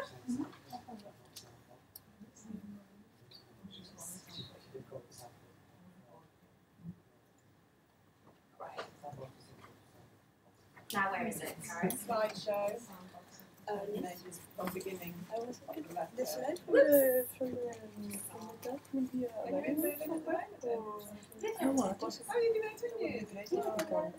Yeah, I know 6 months to 2 years. Yeah, for one of the papers or just one in particular? I will say all. All of them? We can refer later. Email me and I'll send you the. I don't know if I can send you the whole paper for each one, but I can send you the references for all the papers. Might be good for everybody actually. Yeah, If we did that. Good idea. I mean, it's the new. Yeah. That's a brilliant idea. I don't know why anybody didn't think of that before. Distributing the references from all the papers to everybody. Just the front page and the references slide. So I don't know about showing everybody's paper slides, but from the last. Maybe you could ask the presenters, maybe they don't give you training slides with the presenters. Well, I have all of them. Okay. They're all on there, apart from maybe one or two. Well, mine's not academic in any way. That's important. Yeah, I was nearly going to say something earlier. Those are position papers, and not like the 20-minute papers are academic research papers, and the 10-minute papers are a chance to really just throw something. Yeah, exactly. Which is what I was saying. I might say that just to, these are 10-minute position papers as well, so it gives me a chance to say. Because I think it's like, I don't know. It's a little bit unusual for a conference to do that, but it's again trying to accommodate different communities, different potentials, and breaking the conventions. All right, asking questions, not necessarily pretending to have the answers as well. Yeah, yeah. Because you can then have a distributed web together.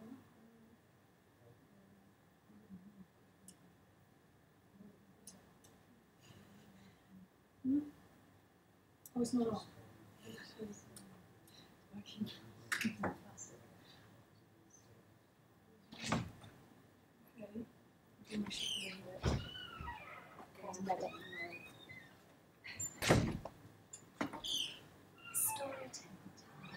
We had a joke, me and my friends, I think it was like the barbership or something, we were just like in an outdoor course and we were talking through it when I was in Berlin, we were laughing about the alpha female. The alpha female? We get the alpha female in Berlin, and especially with electronic music and DJs, how we solo a lot of the time. And how it's something about how you have to have that drive and So like, you were there in what, like 2006, 2005 to 2007. So, yeah, that's, and I got there at 2007, 10 years then. It's hard to think it's 10 years ago. Sorry, Mr. Me deconstructing Adele. No, I was only a little part of it. It was just that thing when I went to engineering school and I was saying you just think of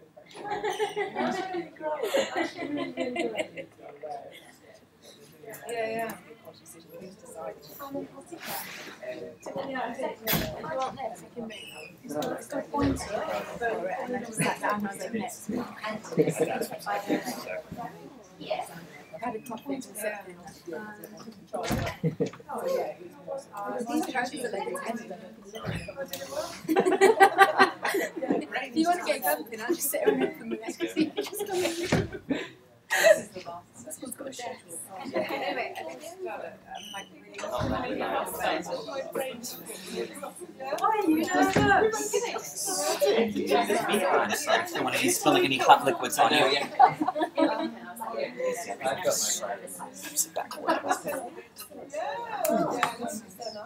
It's very cold. Yeah, I can feel the breeze. But air conditioning. Maybe. Yeah, it's a catch-22 in this room though, because the air conditioning works too well. But if you turn it down, it gets very stuffy. You can barely breathe. So it's kind of the times we found in this room is completely opposite, which is great. Non-linear. Non-linear. It's always 20 to 10. It's non-binary time. Fluid. Right. So, yeah. Can I just ask, I would really like to record this talk just for my own documentation. Does anybody mind? I'm just going to put a Zoom on here. Yeah, that's right. Okay, should I start? Yeah, go. Okay, so, my name is Shanti Suki Osman, and I'm at the moment working predominantly as a radio maker and a music educator. And I'm going to be presenting some bits of research, really, and I've changed it a lot, just with regards to what we've already talked about, and I think where we are in terms of the conference. So we're quite near the end, and I think it's like time to start asking some questions and looking for some answers. So I've cut out a lot of it, and I've just made it as it is. So I'm going to start storytelling now from my computer. So, 10 minutes on the clock. So the exotic bird in the corner is the beginnings of a research project, and it considers this notion of self-exoticization as a form of empowerment for women and non-binary artists of colour. So I conducted some interviews of artists fitting that description who were all currently based in Berlin. And they were very casual interviews. They were over coffee, they were over cooking in the kitchen. It was very relaxed sort of thing. Someone also mentioned recently this notion of self-orientalism as well, so I'm open to just playing around with how I actually describe it, but is everybody clear about what I mean about that? So there's this notion often with artists who perhaps come from certain countries, and there's this idea of they might feel exotified or exoticized by other people. And I think what I found with this research is that a lot of artists who self-identify as coming from maybe a Turkish background or a South Indian background, they actually sort of self-exotify. So they look at these points at themselves and think, okay, how can I use that to make myself heard more in a dominant society? Is that a bit clearer? Mm-hmm. Okay, good. So, as I said, I'm an educator a lot at the moment. I feel like that's my main sort of strand. And the motivation for my work comes exactly from this context. And it's through witnessing and experiencing extreme stereotyping in school and extracurricular contexts. So I often work as a music workshop leader doing songwriting, radio making, music making, recording, alone and with colleagues as well. And one thing that really shocked me was that I noticed that a lot of the young girls in my workshops who were non-white, non-German, a lot of them because I'm working in Berlin, they were almost playing up to these sort of stereotypes and this notion of exoticization being imposed upon them. So often the teachers would sort of, and then I'd also get embroiled in that as well with the way that I'm read. So the teachers would sort of come up to me and say, it's great that you're here because the kids love Bollywood dancing. Or, and then you'd sort of go to these sort of girls who have maybe got Lebanese or Turkish backgrounds, and they'd be like, yeah, we love Bollywood, it's the music we love, it's the music we love, and it's almost like that was all that was they were exposed to. But it was really bizarre that they were sort of relishing that, so I considered my own work as a musician, and I worried that I was maybe doing the same sometimes, and so the project, it is quite personal, even though it's kind of at the beginning. And I noticed that when I was interviewing a lot of the artists, I was like, why aren't you struggling with identity issues like I am? Like, everybody was sort of answering quite comfortably, as we'll see in a moment. Yeah, so that's just to give some transparency to the fact that I'm completely embroiled in the project too, but I'm not so worried about this insider research position because, as we talked about yesterday, I think as practitioners and as academics, we have to play so many different roles anyway. So we're our own promoters and we're our own critics and we're also our own accountants as well, and managers. So I'm going to just basically tell some stories about what some of these interviews said to me, based around two main themes. And when talking about this, the two main themes that came up were this idea of audience and reception, so how they are seen, so this audience, and then this idea of entitlement, so how they are seen, and also what they're allowed to do. I had loads of slides, but I don't want to use any of them now, change my mind. But I will use this one. Wait. I had 3 questions that were going to be at the end, but I'm going to put them up now so that we can just be thinking about them as I'm talking. Next steps and questions. What can we do to help ourselves and each other? I think Liz and a few of us were talking yesterday about this idea of how it's really exhausting to sort of always be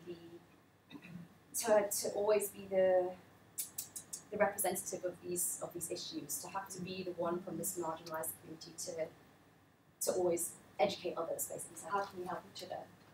And also, just in terms of what the findings are, like what are the implications for music education in the classroom or otherwise? That's nice and broad, but 5 minutes. Oh dear. Oh, it's all right. We'll just get straight to it.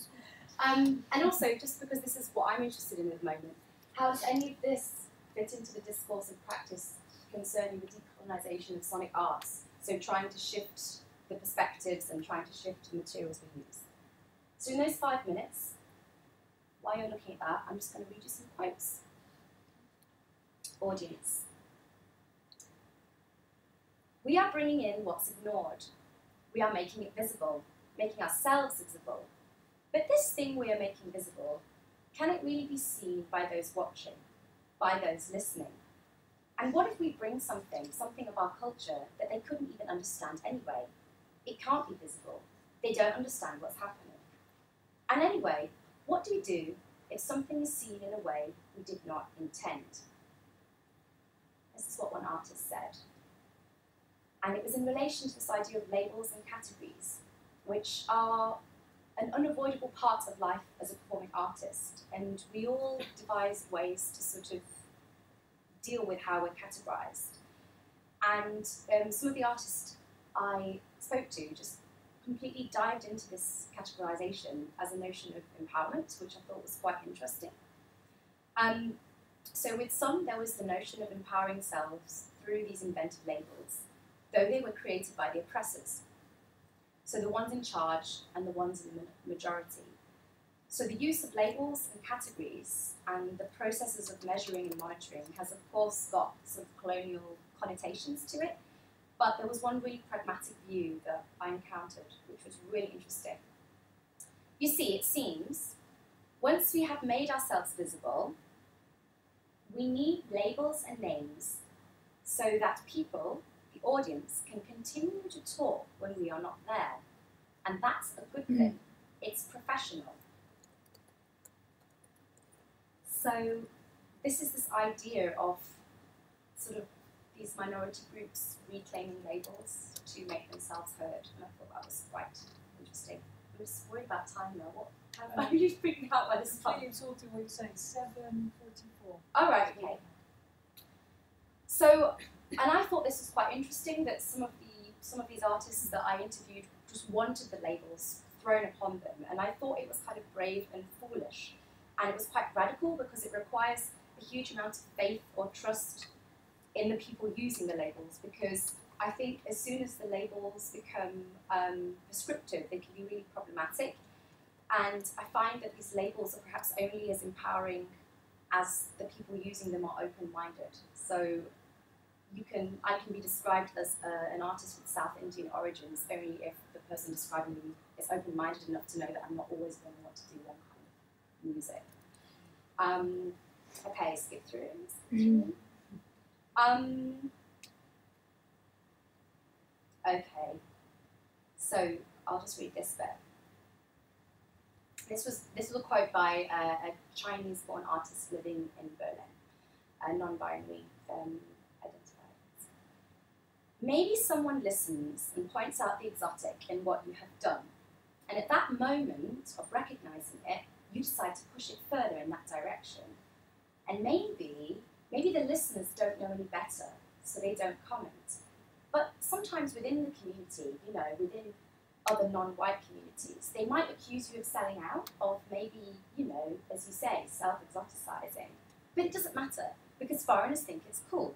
When I use my traditional music with the electronics, people might think it's selling out, but actually, at this point, it's more about business than art. So I think that's quite interesting.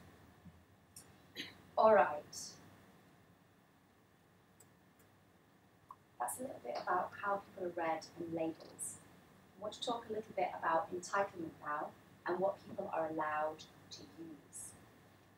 The notion of what we are allowed to use and who is allowed to use what. The notion of who decides what we are allowed to use and who is allowed to use it and who doesn't decide and who gets to complain and who gets to complain and be ignored and who gets to complain and be heard. I think all of this big mess we need to think about. It's very complicated. No time in 2 minutes to unpack it. But I will read this to you. You can never be the one. You are always the other. We have to learn their ways, and it's okay if they don't learn our ways properly. The problem is we just never see our own face. It may seem like a very obvious point, but never being allowed to be the dominant culture and never seeing your own face, be it as a role model or hearing sounds created by people that you might identify with, might cause you to look inwardly, to look for forms of self-empowerment through aspects that are unique to yourself, and thereby, maybe self-exotify. One artist also boldly stated, doing electronic music, it's a westernization of what I'm doing anyway. It's modernization, it's urbanization. Using these traditional, familiar elements from the music I grew up with within a Western form, it's definitely a way to be seen and to fight the homogenization. It's a way to subvert the dominant culture, the one we're supposed to learn. And somehow, by infiltrating it, it forces that one to engage with, to engage with, to look at, or to even learn the other. And they are no longer entitled to be ignorant, and we are finally allowed to be seen. I thought it was quite interesting what you said earlier about, you mentioned we were talking about location and places, and you were saying how it's, paraphrasing, like your different facets of the same identity. I think that's totally relevant to what you were saying, but I think often there is this notion of when you're thinking of dominant cultures and minority cultures, that's where the other takes on this different meaning. And it is quite interesting to think about that identity in terms of location too. I can read more. How am I doing for time? Sorry, I was just working out. I mean, it's 2:30 now. We've got Caro, and then we've got 10 minutes. Yeah, it's fine. I think the last point that I'll make, and as I said, I really reduced this. The last point that I'll make is this notion of I did look at women and non-binary artists of colour, and I interviewed people who were born in Germany with various backgrounds, and I also interviewed people who were socialised in different countries in the global south. And I found there was a really interesting contrast between this one Chinese-born artist. I remember what they said, and they just said, I use this music, I use this traditional Chinese music in my electronic music. It's not memories, it's not the past, it's not tradition, it's my music. It's what I grew up with. And I found that was in complete contrast to this one German-born Palestinian woman that I interviewed. And it was wonderful. She said, yes, I remember growing up in Heidelberg, listening to the songs that my father used to sing for me. And so I like to go back to that when I'm writing music. And for me, and for them as well, it was this notion of, is it memory? Is it current? Is it both? Is there a sense of nostalgia that this German-born Palestinian woman is sort of reaching for, bearing in mind that the Palestinian identity is also quite fraught as well? And is that a moment of nostalgia to gain sort of visibility in terms of their identity? And then with this, the other artists, is it more a case of, well, this is just what I was listening to last year when I was just living there, so I don't know. I'm going to leave my input there, because we've run out of time. But maybe we can think about these questions either now, in 20 minutes, or when we get to the sand pit swimming pool box later. It's just the beginnings of research, and there's a whole other big paper involved. And it's very niche. I realise it's very niche as well, but since we want to think intersectional, then I think that's all right. Thank you very much.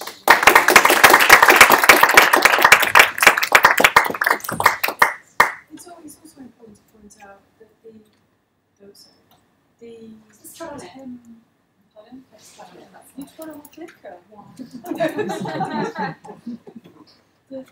10 minutes are position papers, the 20 minutes are academic papers. You know, what we're trying to do with the conference is bring different communities and work together to make it comfortable to say, this is something that I've experienced, or what I think, or what I've experienced, or something I'm trying out as research, and then having the papers which are research done, maybe about to be published, and these two things are happening. So these are the 10 minutes. Thank you very much. You're welcome.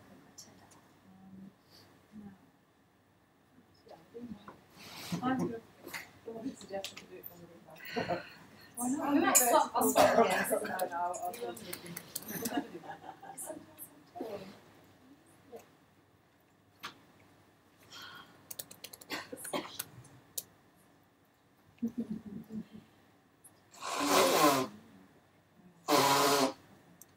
Yeah, so I'm going to share one stand of my work, which is teaching electronic music in primary schools in Manchester. Yeah, how this came about was a musician I knew, a violinist who was teaching violin. I saw that what used to be the Manchester Music Service is now being privatised, of course. It's One Education Music in Manchester, for advertising for sessional tutors. And I was like, yeah, but do they take music tech people? And she was like, I don't know, give it a shot. I think there's a couple of guys that do music tech. So I applied, and it was just at the time I was setting up Delia Derbyshire Day in Manchester. And so I ended up in an interview with the head of One Education Music, Lindsay Thomas, and she's just got it. We were both just like, for about half an hour, forgetting I was in an interview. And the other poor guy, the admin guy sitting there, didn't have a clue what we were on about. And by the end of it, she said, right, okay, this is going to work a bit differently. And I basically brought a project to her, which was a 5-week electronic music course that would go into Key Stage 2 primary schools in over 5 hours. And it'd be an introduction to electronic music. It was mainly using, it was actually either using GarageBand or app on iPads, because so many schools have got iPads, and GarageBand is now actually free as an app, which is good. And despite the other problems, Apple, and or with iMacs, because a lot of Manchester schools have one or the other. So yeah, it's so. Hence, then it became we did a few, and obviously the schools had to buy this in, because they have to buy in any music provision now. And in order to make that, you've got One Education Music, then you've got the Arts Council that are distributing music to music hubs within each region, if you like, within the city region. And so Manchester Music Hub has a pot of money that they can use towards initiatives. They took on my initiative as a new initiative in music, mainly because they knew there was a gap between primary but the kids arriving at secondary school and understanding music technology, let alone music in general, plus staff not knowing in primary schools. They'd have to be so much all-rounders. They didn't have the confidence in using music technology. So it became a subsidised programme for 2 years running, actually. We're going into secondary schools next year, so we started off working primary schools. So this is really just a little thing about my own personal little solution-focused initiative. I don't know why I've become Caro's CI there, but why not? Yes, it was in partnership, so I brought this as a freelancer. Basically, I found a little, a leak in the pipeline that I've managed to sneak into, which is part of all the outsourcing stuff. I'm like, oh, now they're letting people like me in, which they never let me in from the past. So yes, these courses are 5 weeks, so I go in same afternoon over 5 afternoons. It's definitely about accessibility. It's about, because I'm working with whole classes, it's not just parents who've thought, oh, I'd like to give my kids that opportunity, or, there's no selection in that sense. I'm working in a lot of schools that have high pupil premiums, a lot of inner city Manchester schools. There's a lot of diversity within those classes in terms of, different skills, different backgrounds, different needs, and there's obviously a lot of special needs within, or educational needs within those classes. Somebody was talking about deaf children not being excluded from musical education. Often they'll say, oh, they're not going to be able to do this because it's I can't sing. And I'm like, well, let them just sit in the room and decide whether they want to do it. In the situations I have had that, they have done it and they've really enjoyed it. So it's also giving the kids that are usually the naughty ones a chance to shine. They're usually the most kinesthetic. They're usually the ones that are really good naturally with rhythm. Some of them are just like natural house music producers. One boy in particular that just absolutely knew what to do in the structure of house music track. Also, we're covering curriculum stuff. We're covering the 4 key musical skills, which is listening, appraising, performing, and composition. We're looking at interrelated dimensions of music, which there's 8 of those. Sort of talking about dynamic to talking about the pitch. By the end of it, they all listen to each other's music that they've made, and I love it when they go, oh, I like the tempo that we used. I always ask the question, what did we like about that piece of music? So it's not about criticising, it's about what did you like. But the way, by asking that question, they'll go, I really liked how they used quantization. I really liked how they used tempo. And I'm like, yes, work here is done, you all become audio nerds. Great. Obviously my own agenda there, but never mind. There is literacy involved because they make these little project notebooks, like the cover you saw there, Live Your Dream with Music Technology. And a lot of the time, there's one quote in particular where a teacher said, we've never seen him do this much writing because it's something he's interested in. It's part of most kids' lives if they're embedded in electronic music culture. It is obviously covering diverse learning styles, cross-curricular, you're going into science, you're going into maths, you're going into English and history, and obviously interdisciplinary as much as possible. Kids are already learning acoustic instruments. Playing to a click is a massive skill to learn, and I think the earlier they can get in there, the better for them in terms of their development. What else have we got here? Yeah, so we're also delivering the National Plan for Music Education, whatever that is or meant to be. So they're not using the tools and the accessibility and the different ways into music. And a lot of the time, they're not even appreciating that we've still got that model that, it's not really music, and it's like there's loads of jobs, especially in Manchester. There's so many jobs to do with sound and post-production and music, and we've got Gotham City, otherwise known as Media City. We've got all these things that actually, again, that diversity that could come from those kids in the schools that might want to do those jobs. What I do, the clearly defined musical outcome is quite important for me because they can mess around with GarageBand if they don't need me there. but I give them a particular task, if you like.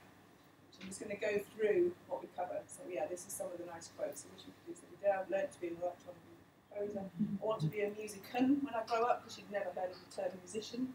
So she assumed if you put a fan on the end, it turned it into a job, which is already, I'm sure parents might not be very happy, but she was pleased to discover that. Yeah, it's the most writing listens we've seen him do ever. So it's again a nice way, seemed to be a nice way in, and music tech forever, which obviously has to be a t-shirt. So the inspiration for this comes back to Delia. So Delia was responsible for producing the original Doctor Who theme. There happened to have been a CBBC programme that I appeared on with Dick and Dom. So I'm finally in the avant-garde now. I've been accepted. And yeah, so basically they looked at her as one of the geniuses of sound, and we've been working with her assistant Dick Mills to reflect on how she made that tune and how it took her 40 days.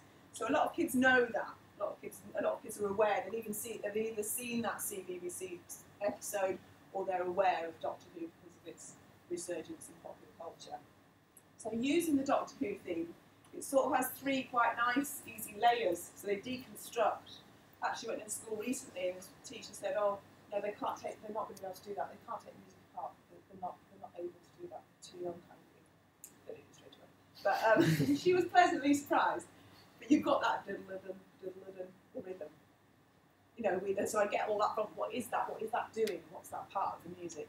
Then you've got what we call the sound effects, or the textual stuff. Then you've got that the tune and the melody. So already you can see we've got key musical terms in there. We're also looking at the structure. They're looking at the structure. They're looking how it's looped with variations. They're looking how you need an intro. Quantizations in there at some point in cover. So then they make their own. Once they've deconstructed Delia's theme tune, they make their own TV thing for an imaginary TV programme. Not allowed to exist already. And that's just the three things for them to get a bit of a creative vision. Again, that defined musical outcome. What's the title of the TV programme, what's its genre, and what sort of tempo we're thinking about, just before they even get on the iPad. And I don't know if I got time to play this little video, Liz, is that right? Yep. Okay, so here's a little, this is a bit promotional, I'm aware, I'm sorry about this. But this is a little video we made now. All the music is made by Katie.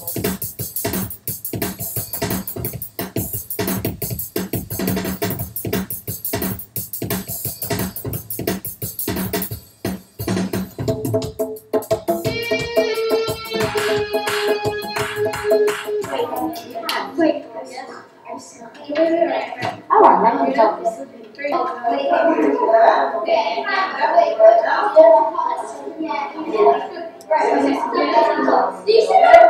One, two, three, let's go.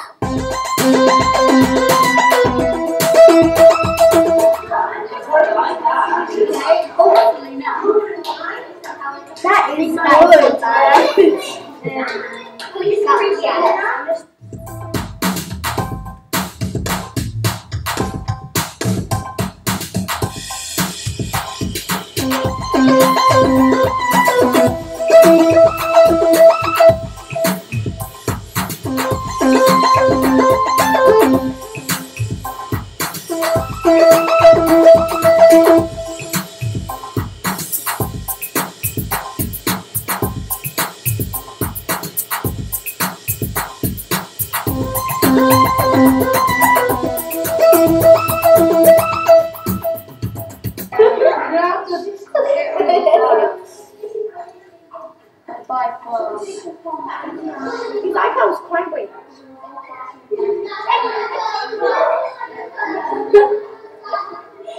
Very specific things of the music.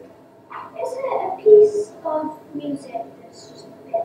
Exactly, it's just one sound. So if you just want to, so for example, if I was doing a track that I wanted to maybe be my ringtone, and I wanted to have my name on it, I could just go, can you see when I'm speaking? The microphone is picking up. So if we all shout, 1, 2, 3, yeah, see what happens to the microphone. 1, 2, 3, yeah! That was to demonstrate digital clipping. And also give them a chance to shout. And obviously they're covering all the different roles that are involved in being an electronic music producer, which we forget that it sort of comes to, like, you're a sound engineer, you're a composer, you're a producer, you're a sonic artist, you're a recordist. There's so many, and then of course if you want to have any sort of career out of it, you've also got to be a self-promoter manager and accountant, as someone very shortly found out.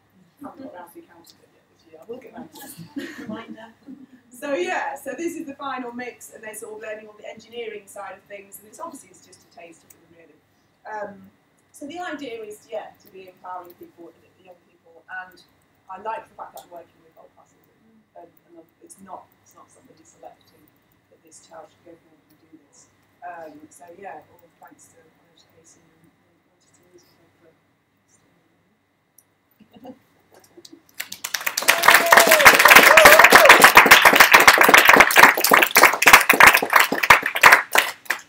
So we have about 10 minutes for questions, and then we have 1 hour to solve all these problems. No, we have 1 hour to have a conversation that might lead to some really constructive avenues to follow up.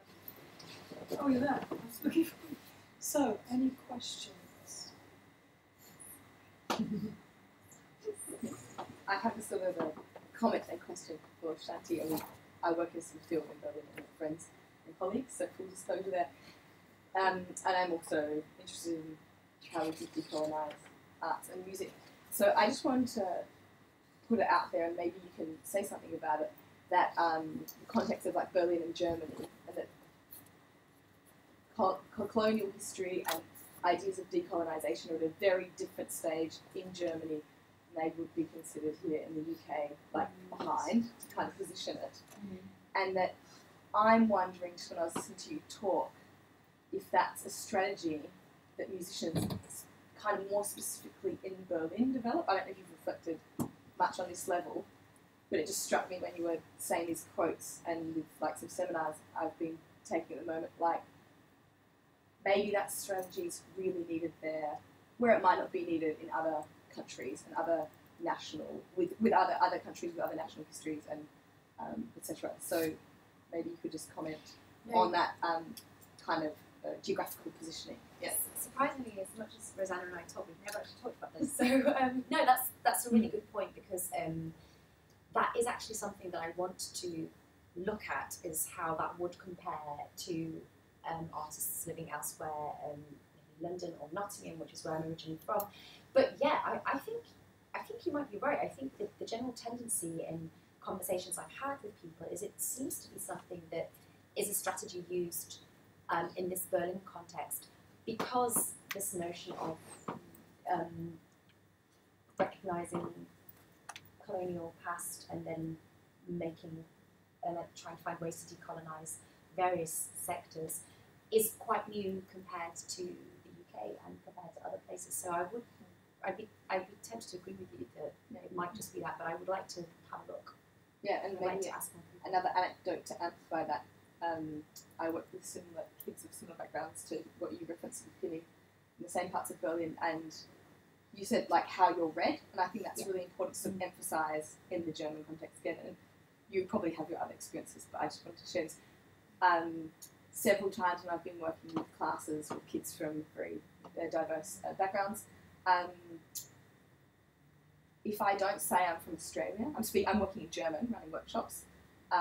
They don't know. They don't identify me as like foreign, and then they've asked their school teachers, why does Rosanna speak such weird German? Like she speaks this because I'm a woman in education and I'm white, so I'm read totally differently. And the only reason they're like recognising something strange is my German not being perfect. So I just wanted to like throw that in as like a reinforcement of how people are read is still like a really big thing in Germany. Like this reading of people based on their appearance, and just to kind of support what you were. Thank you for throwing that in. Yeah, that's just another anecdote to look at. I think you could say that of anywhere. Yeah, I would be on sure.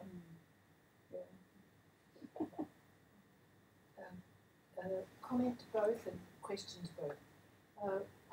The comment that you had someone say, we never see our own face, never being allowed to be the dominant face. It seemed she was othering herself, and also, the fear of othering others, and it makes you think of Helen Saussure, who says living the orange is to tint your own experience, to tint the experience so that you see from within another's experience. And it's very interesting then to shift to the performance of inclusive practice, which was really a stunning piece of music education. I mean, wow, wow, wow. And I wanted to say, you know, we were seeing in that shot, in that video, and I hope that goes to government and saves music education. I was really, and I think it could, I really, you know, fantastic practice to see a practitioner, an artist, practicing in a classroom, because often people won't go near education. We are the poor cousin. We are the ones that can't make it happen. We can't do it, so we end up teaching it. And you really stand for something that's really, really, really special. Caro, both of you do. Group creativity, digital creativity, education, industry, a nexus and a site of practice that was showing, you know, the kids engaging with the children with an artist and engaging We've seen with... it on TV, or whatever that means to me, but for them, they're like, oh yeah, we've seen it on TV.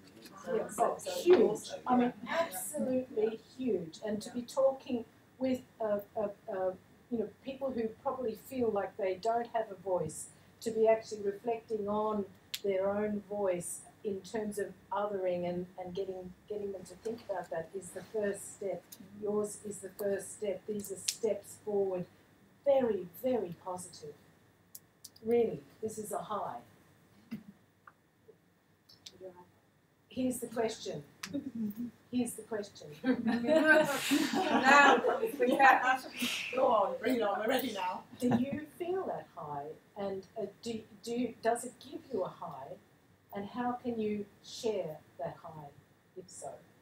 I love it. I absolutely love it. I mean, I came to music, I remember it was the first time I met AGF in person, and we came to the WISWAS, second WISWAS, and you had us around a table and you asked...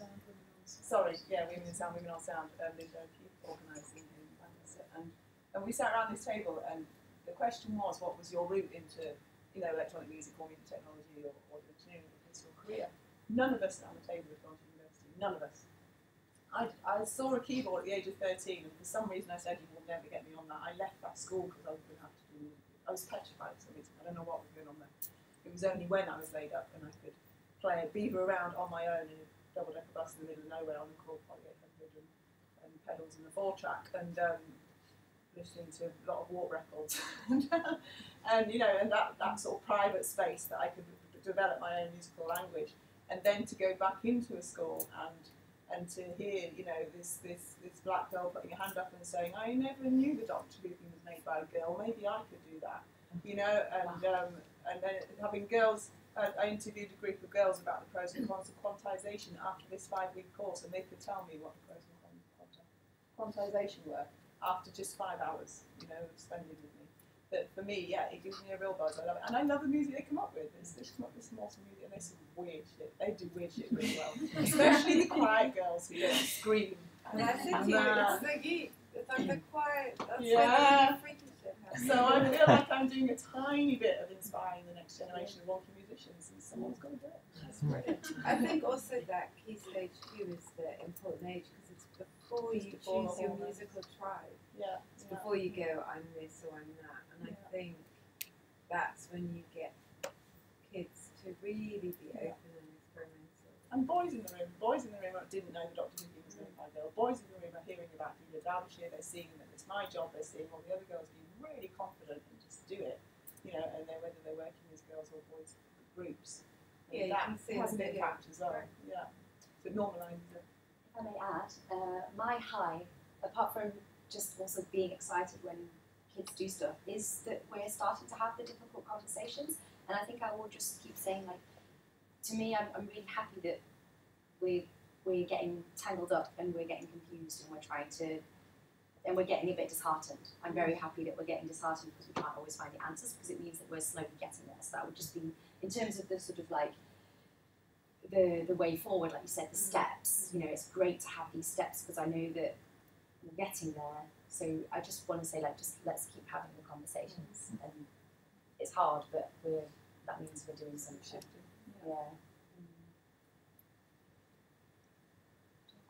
Question for you about what you're doing is amazing, by the way. I love it.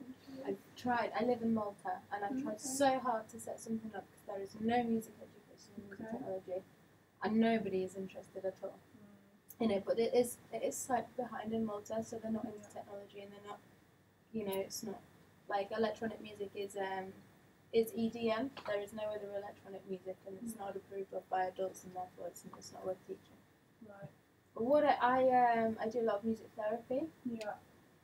And I work a lot with autistic children and stuff like that. And what I have done is I have a few private clients and a few groups of autistic children that I teach, and some of them are just really the way their minds work and the way they think about music. I thought it's really going to work for them, and I brought them into a music technology environment, and they've done so well, and it's been amazing for them, and it's just and it's so nice to see how much they enjoy themselves. And I wondered if you had any experience in that area and in kind of working with autism or SEN children. Yes, I have. I work for Drake Music as well, but also within the mainstream school, I see loads of undiagnosed kids I work with. I don't know whether they should be diagnosed. I'm not getting into that, but you can tell that no one's really noticing they have. And yes, I do try to encourage sort of group collaboration and the sharing of ideas and reinforcing, learning, co-learning, or peer learning. But sometimes there's kids that you can tell they just need to work on it. They always need the same pair of headphones. Sort of bigger headphones, it tends to be I can only work on those headphones, and something about them being able to get in that world and not having the stress of not having the stress of the right way to do something. I think it really helps. They can find their way in. I think it is just finding that way in. I like to think it's a way of there's discipline within that they can find, because there was a whole debate about well, if they're just choosing Precess, then I was like, when I started with Precess, then I learned how not to. It's a different journey, if you like, to musicality through musicality. But yeah, I'd say generally, and also it can be integrated, and they can just things like volumes, they can decide how loud it is. Whereas if it's an instrument, it's a bit harder to learn dynamics and things like that. I think it's the stress factors, isn't it? A lot of the time. And even just visual, like being able to feel like maybe a more logical and more analytical mind to really be able to go into the sequencer of Cubase and to see what's happening, to understand the shape of things, and really to really look at what's happening, and to play something in, and then to really look at what is there in a different kind of way. I think it's really good, but there's just not I just can't find anything. There's a wonderful book I read that really helped me understand when I was working for Drake, and it's the reason why I jump. And it's written by a young person with autism, and it's so interesting. It's just to get from his perspective how autism works, I guess, and only it's his perspective. But there's some things that he said that really helped me understand a bit more. And I think obviously everyone's going to have their own needs within that label of a condition or whatever, that label really. But I like to think genuinely, I'd say the same for women. I know that again, there's no way I would have dared as an adult to start going, right, I want to learn the cello. And I did a bit actually, and I learned to play Farajaka when my friend left the cello in my house for a bit. But that's a whole different kettle of fish. Whereas music technology, I bought probably 800 because I couldn't sit to teach myself piano, to challenge myself. But it was actually the manual that excited me more. And then I started playing delay pedals, and then I started playing drum machines, and then I started doing this. And I was in the safety of my bedroom. No one was telling me how I should sound. No one was telling me what I should do. So I could have the freedom to create my own musical language, and I think that's something that anyone can do. And I don't know if you found it similar in that sense, or anybody else who's been on a musical journey. I know you can be experimental with any instrument, but there's something a bit more open. I just think it's a real shame that technology has this kind of stereotype in a lot of places that it is either technology makes EDM and that's not good, it makes pop music and it doesn't do anything else, and you can't do anything else. And technology is for male DJs to make club music with, and unless you want to go to Ibiza, it's not for you. And I think it's so hard to kind of get rid of that.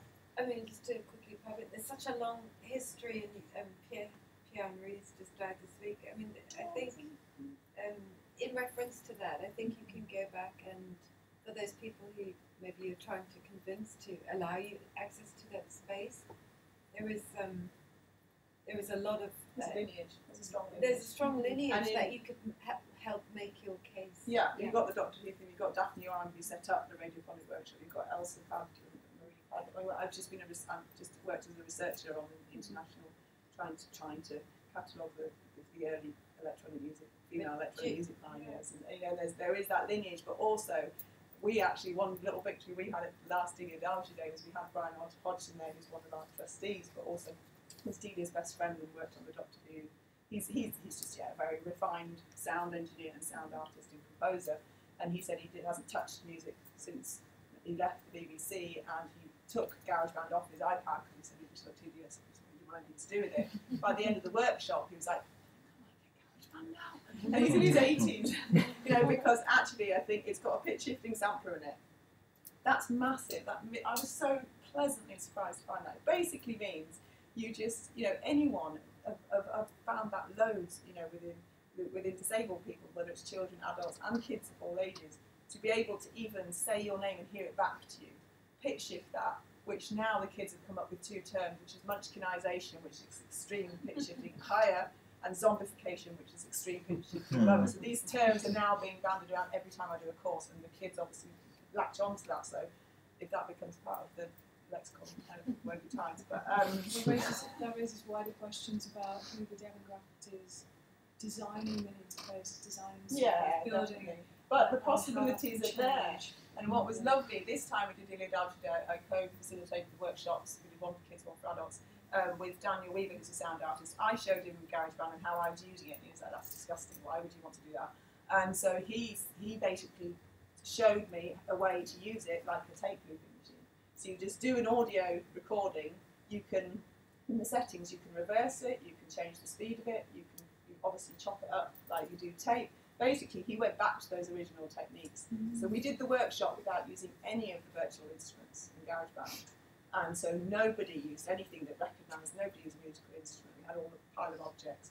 By the end of it, that's what inspired Brian, 18-year-old octogenarian sound expert, to want to play again. But the point was, everyone listened back. Everyone's music was weird and wonderful, and of all ages. But they're all proud of the fact it was weird and wonderful, and it was you know, strange rhythms, and nothing was to the click. And so there actually are ways of using it more flexibly. I think.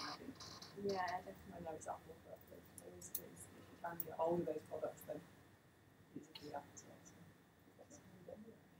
I regret this because I feel like we could go in so many different directions. Sorry, I've been but I have lyrical to now. somehow gently curate us through into the last hour, because this is a very rare opportunity for this particular group of people to be together, to think back to the questions of the conference.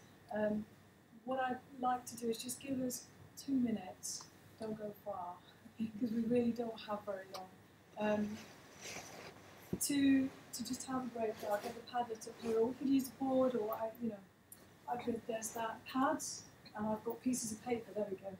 What I'd like to do is ask people to find people they've found they've clicked with over the last couple of days, and start to think about what resources or what things, what themes we need to address. So, for example, my thought is I would like this conference to continue.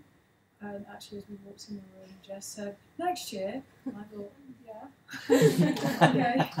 But I think that this conference has forced me into places and the institution into places that are a little bit new for the institution. And this is being streamed. But like when you register, you have to work with the system of the university to work out how people register and who that puts off, and all the barriers that are there, even to coming, childcare, funding, the economics of coming to an event like this, the idea that university is a place for certain peoples, not for all people, and so that this kind of situation is a little bit unusual in my experience. That's not everybody's experience, but I'd like it to. And Summers, yes, yes. But I would love to see. For me, this has ticks my box in terms of bringing different people together.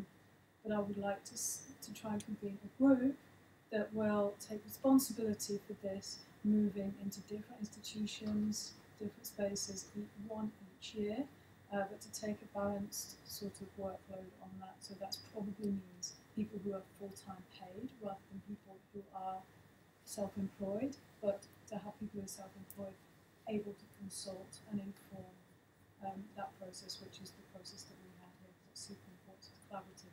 And I would like to help that along. I don't want to see this dissipate. So that's one initiative that I would like to see come out of this, because I think by moving it around institutions, it could become something, if you've not had it yet, you know, maybe you should. Maybe you should go to that.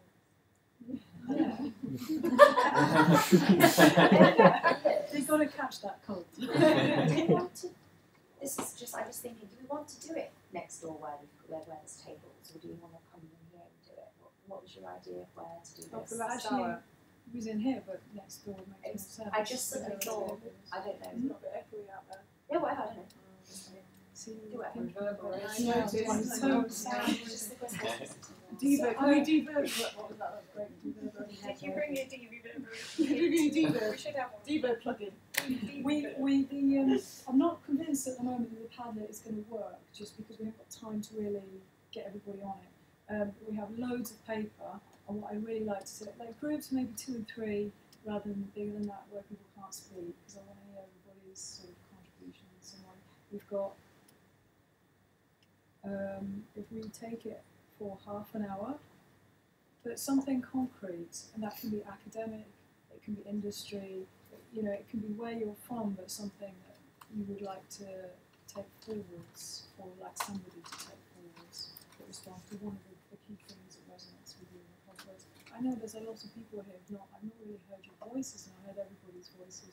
I'm very conscious that we've talked a lot about issues affecting women, and we've not heard many male voices. And that's the point of this space, is to make it comfortable to really discuss those sorts of across identities, rather than having another conference where lots of women are talking to lots of women. It's a great language issue. So if you could find 2 or 3 people, there's pen and paper, the pens around, and just come back into here, and then we can just go around that space and see what we can collate from that. Pam, you're really experienced at doing this, so I'm looking to you to see if you feel like that's going to work. That sounds great. Good. Okay, that's all I need to do. There's paper here. Find somebody, and I'm just going to take 2 minutes. Shall we? 3 of us? Can I be alright? I'll grab some paper. I'm sure it'll be fine then.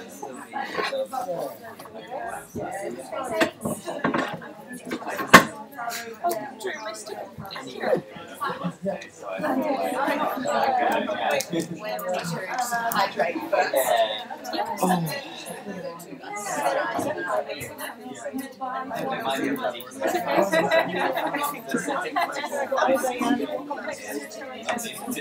Just know in my legs. Touch wood. I haven't really had any major back problems. But it's not only even my legs, but it's like if I'm sitting for a long period of time when I stand up, it's like the blood's completely gone from my legs. It's like when I stand up, it's like it's just rushing right down. I hate that thing.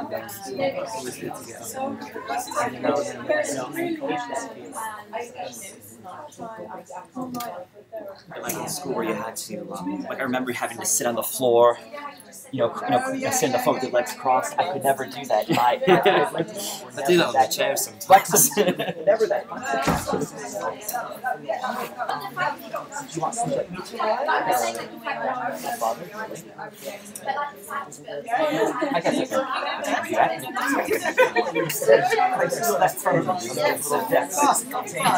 Yes, please. I see. Have ideas, and I'm I'm sure we all have ideas. We put it together.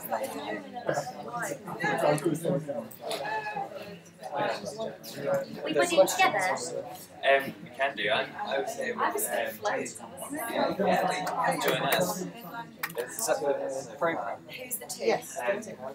The question is on the Oh yeah, no, she was in I didn't realize there were even any questions for us to kind of follow along with. Yeah.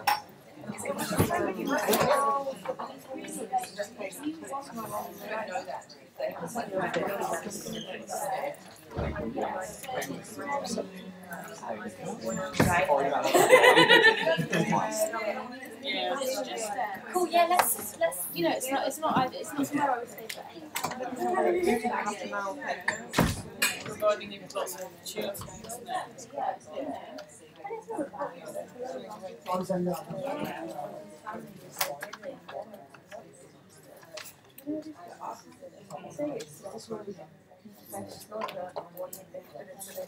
That's the same thing I have, and it doesn't have anything. It's the third link, but as it didn't contain the schedule. I could run I'm on the website now.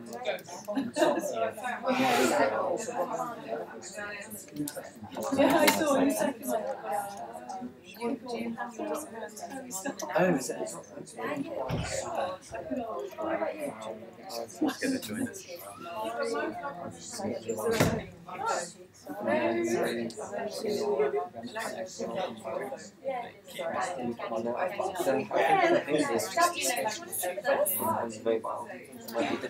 Yeah, it's just a project.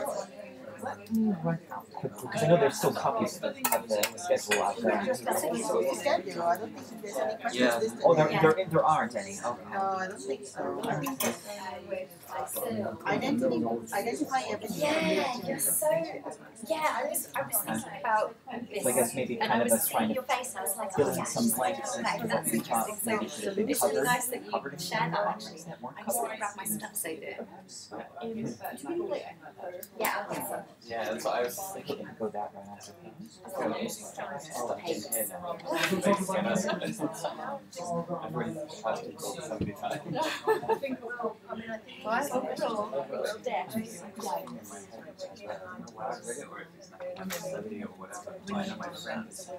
It's to more women. Do you feel Yeah, oh yeah, all your experiences have been represented at all? a lot of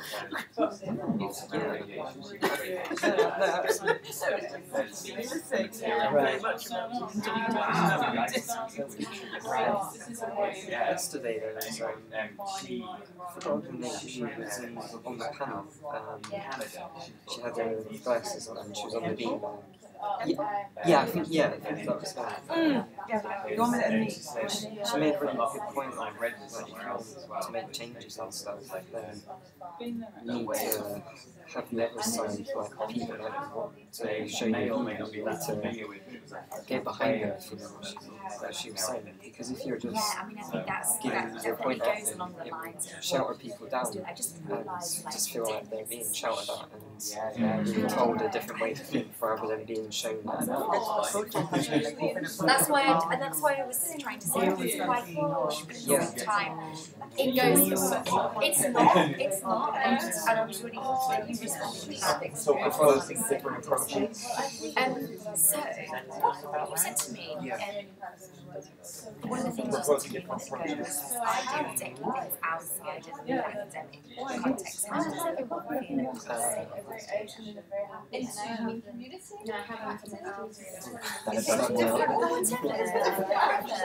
challenging I'm really challenging the ivory tower stuff. I'm very much a pentagon. Okay. You can't do that. Right. I'm sure the confidence you challenge or to accept. One thing and then Yeah. Challenging. So, saying different approaches to challenging ivory tower assumptions of. Just like a bar. Basically, they put on loads of events and things which are predominantly queer and or Perhaps the role of ivory tower assumptions. so for example, have a thing every year of the Roles led by Of accessibility. Universities in general is doing pictorial. and they the people you see in that space, assumptions are something radically different. Assumptions of accessibility, Oh, yeah. and war. And those even if there was a made And I said, I will do that. Universities quite but that will never reach because they have already decided very recently that this is a space or they have to in this space. Although maybe not Or this way of doing maybe other ways doing yeah, it's what am I trying to say? Do an example like that. Not I guess from what you guys, by you guys I mean Berlin, which seems to be Sorry, just as an example, whatever, like can also not so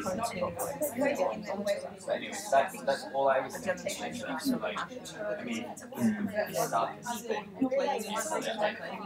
sorry. It's on the pad.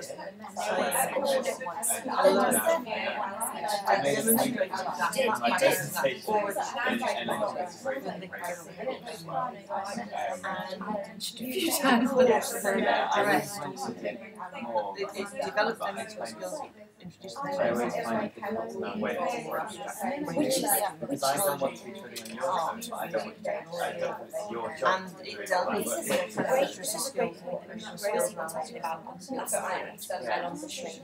Talking about just to link pressure on this idea of increasing space and yesterday we were talking about Carrie, I know you went yesterday, we were talking about let's just say carrying the burden of labour, they would raise the working male rights, whatever, just so whatever. We would only actually when's that moment when it's warranted? Well, this is kind of but it was never like saying, now we need to demonstrate this. I don't identify as being that. I identify as being I'm fine. About the story was really straight away. And I'm trying to say this is going on. I mean, if that's something regulations and buildings like I'm not finished. I felt like because I felt like that was yeah, I was just like you've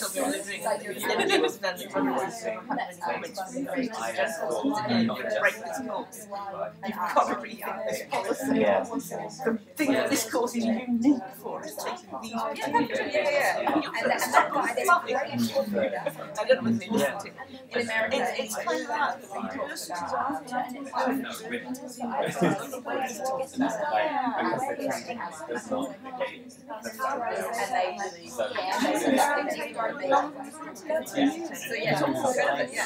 I mean, that's a good idea. I think they're one of those 2 or 3 people when I'm just it comes up to the woman.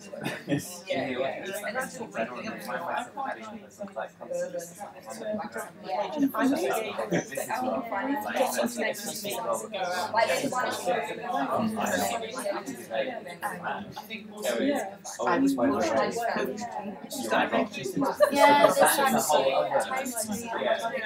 it's taken me 30 years to write, so it's not the only route. And I'm interested in the success of this. It shuts down as many certainly, yes. It turns out people like me. I think there's people like Caro. It's quite interesting what Caro said that she used to just be in her room, famous. I think there's different methods to university. I work I've never been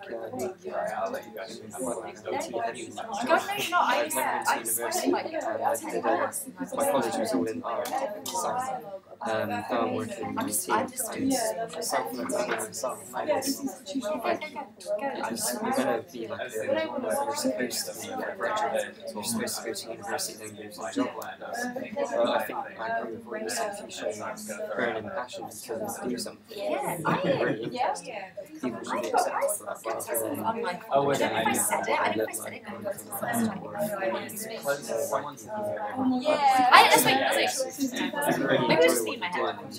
people can see that passion and know that they can accommodate that and make it further.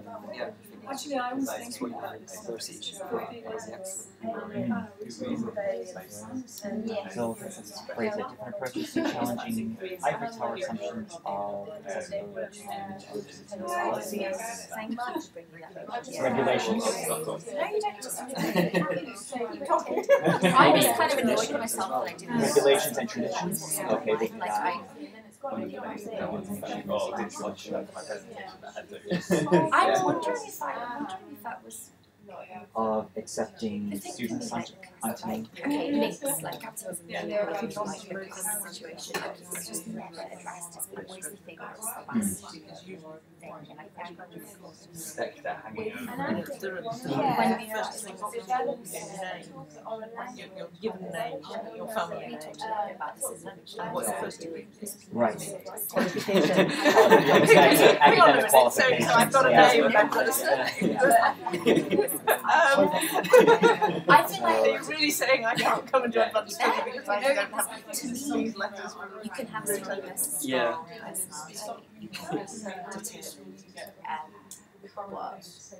I don't know if it's simple. Do you see what I'm sure people will say?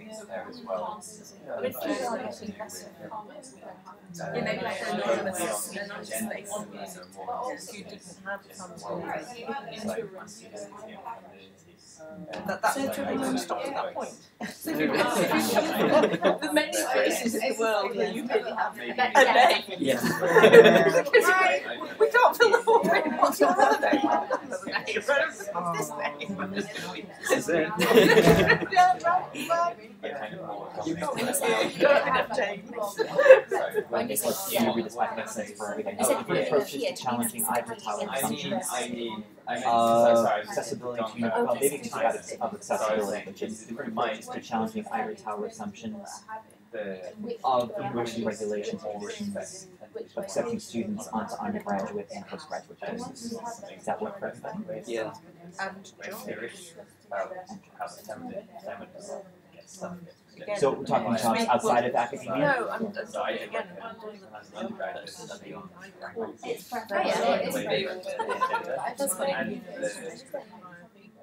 All the ways that women were talking about policy Particularly in engineering. Yeah, the ways of course. He was a brilliant engineer, built bridges, big bridges that carried railways along Wendy's tops. So he didn't have a PhD, but he was a professor of civil engineering.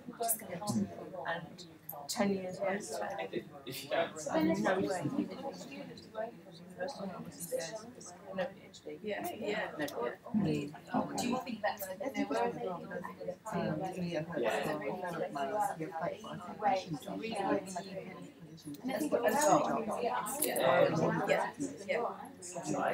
I haven't tons of experience, like professional experience, and lots of also big companies. But because it's an online application, if you don't key in or you don't take like PhD or MA or PhD applications, just there, and someone else got a job that was a flashback instead of having like tons of experience. So crazy. Rather than So, different approaches to challenging ivory tower assumptions of university regulations and traditions of accepting students onto undergraduate and postgraduate courses and jobs. Do we all concur? Yeah, I think we go for tea now. All right. That's the job done. Yeah. Absolutely. No, that's not. So do we tackle world peace? That'll be next week. Global warming. Give us a few days on Saturdays. I think we should go for global warming. Yeah, work ourselves up in global warming, then world peace. And that's always kind of the pinnacle of everything we're trying to solve in life, I think. So that's good.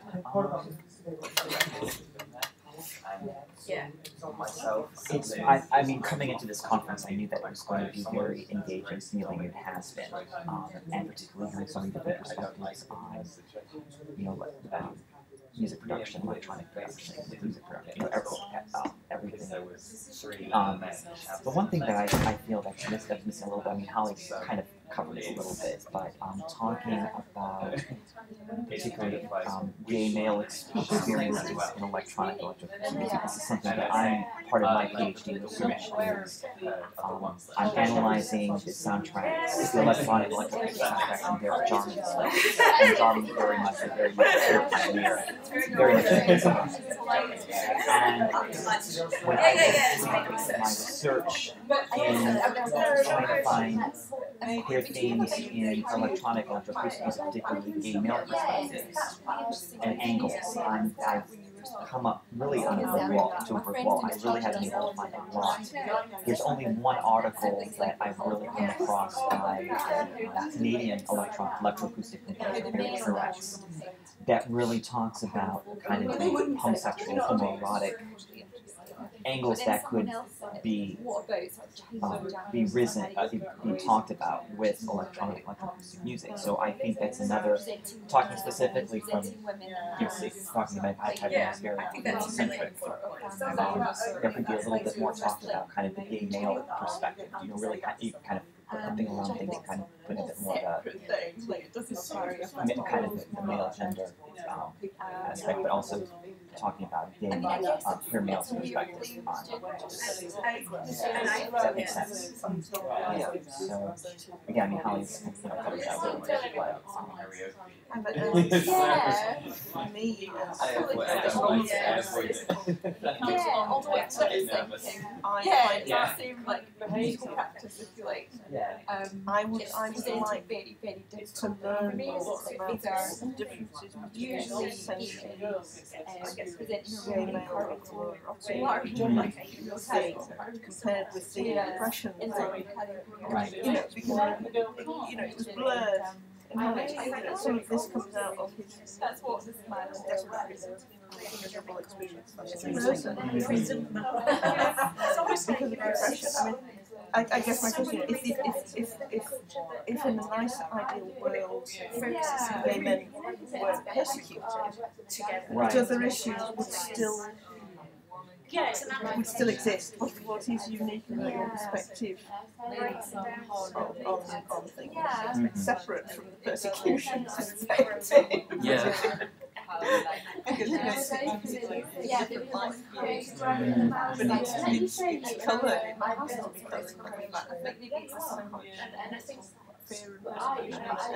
and history and repression. So in electronic. Because I mean, it's been my experience talking and networking with other electronic composers and electroacoustic composers that very much is a straight men's club, as it were. And it's kind of, there's a lot. I think there's a lot of kind of a changing room testosterone filled type of environment. And it's still kind of surprising. And there's been a lot more written. I've done in my internet research on issues of gender and sexuality and electronic and electroacoustic music. There's been a lot more talk about kind of the female, cis female, and even some non-binary gender issues. But really not much talked about the gay male perspective, and I think that's something that especially because it does seem to be, at least in my experience, very much a straight male dominated field.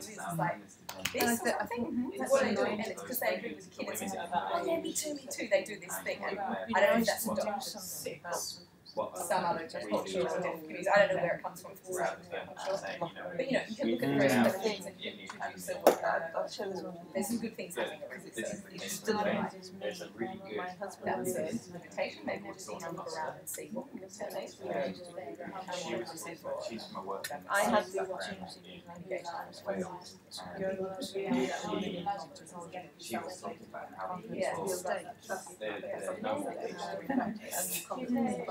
the deal we had at home always, if I got a really nice gift,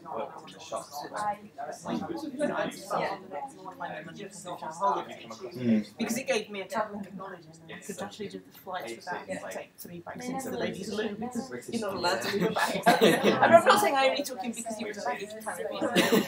And we would have a holiday, and I proposed this to he actually went to this conference because it turned out that it was open, it was just specifically about the printing and the funny thing about that was that he was the first time he'd been to a music technology. It was the first music technology conference where he came to sing for the balloon because there were only 2 men at it. Right.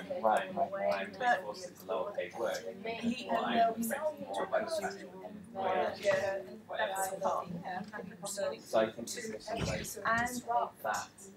But I think all the way through, awarded him honorary womanships because he just, we'd spent days talking about this kind of aggressive male thing. He sat there listening and cringing and agreeing because it is so often like that. And then they were kind of saying, we're not including you in this. I think we want to make you an honorary woman, and then you'll know that we're not including you. So they made him an honorary woman for the rest of the conference. He didn't have to use the women's washroom, but there is that sense of there was clearly something unusual about a man who wasn't being obnoxious.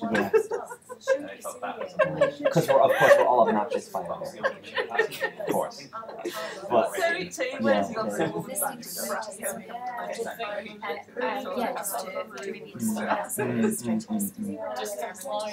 but I think that's the exact point in this idea of men who don't feel comfortable with that. I think I was addressing one of some of the issues of like the locker room talk that you were talking about. Because I'm straight right now, and I know a lot of people worried about that when there might be people worried you could be walking in a group down the street or something like that. So we're sitting thinking about one of this them will look but at actually a a problem is woman just access to and universities in the like, first place. So it's exactly illustrating to like, like I this don't is hang what around you with but like it's just like, I oh, get you really think that's embarrassed. really Like, why sexist, are but you doing that? It's terrible. Like, I'm just walking down the street with some friends and like, you just gonna do that. It's terrible. And I'm thinking this is in my brain. I don't say anything. I should call out and say something. And it is hard, but like if people started doing that and started if you're walking, like, obviously you as a friend, so why do you do that? Well, like, that's, like, I feel really uncomfortable with people like that. Like, I don't know, I guess it could apply to other people that hang about in big groups of friends and stuff, but just, I think challenging that from my perspective, because obviously if you're the woman being catcalled or whatever, and I'm the first way is like with these guys, I look like an asshole. We're sitting here thinking, yeah, well, I can't imagine what the women must feel like. We make the pool of resources guys or whatever. We don't just one of them is shouting at them. other people as well. Like they might just walk past or whatever. But like, I think what should change is rather than us trying to do people use like, that was just one example. I'm sure there's other things. Sounds like That's Trump. they were When just grab a bike, yes,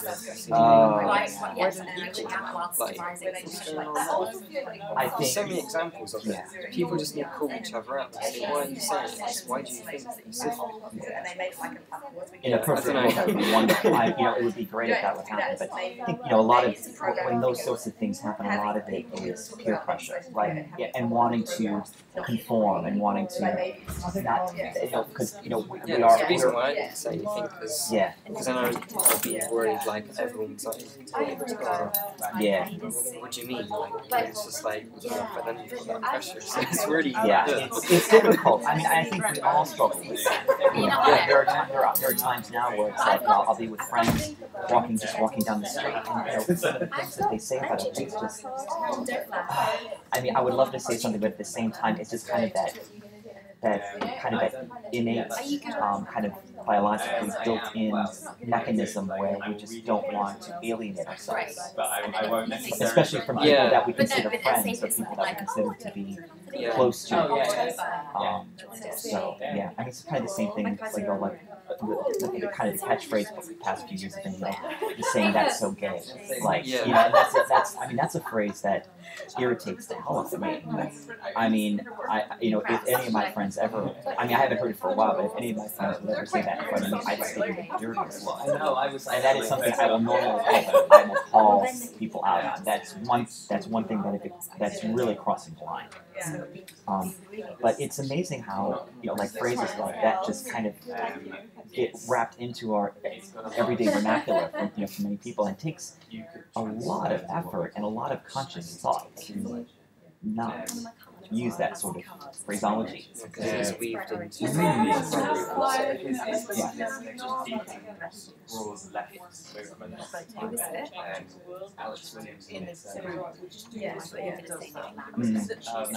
sometimes it could just be non-aggressive straight white male. It's the aggressive one.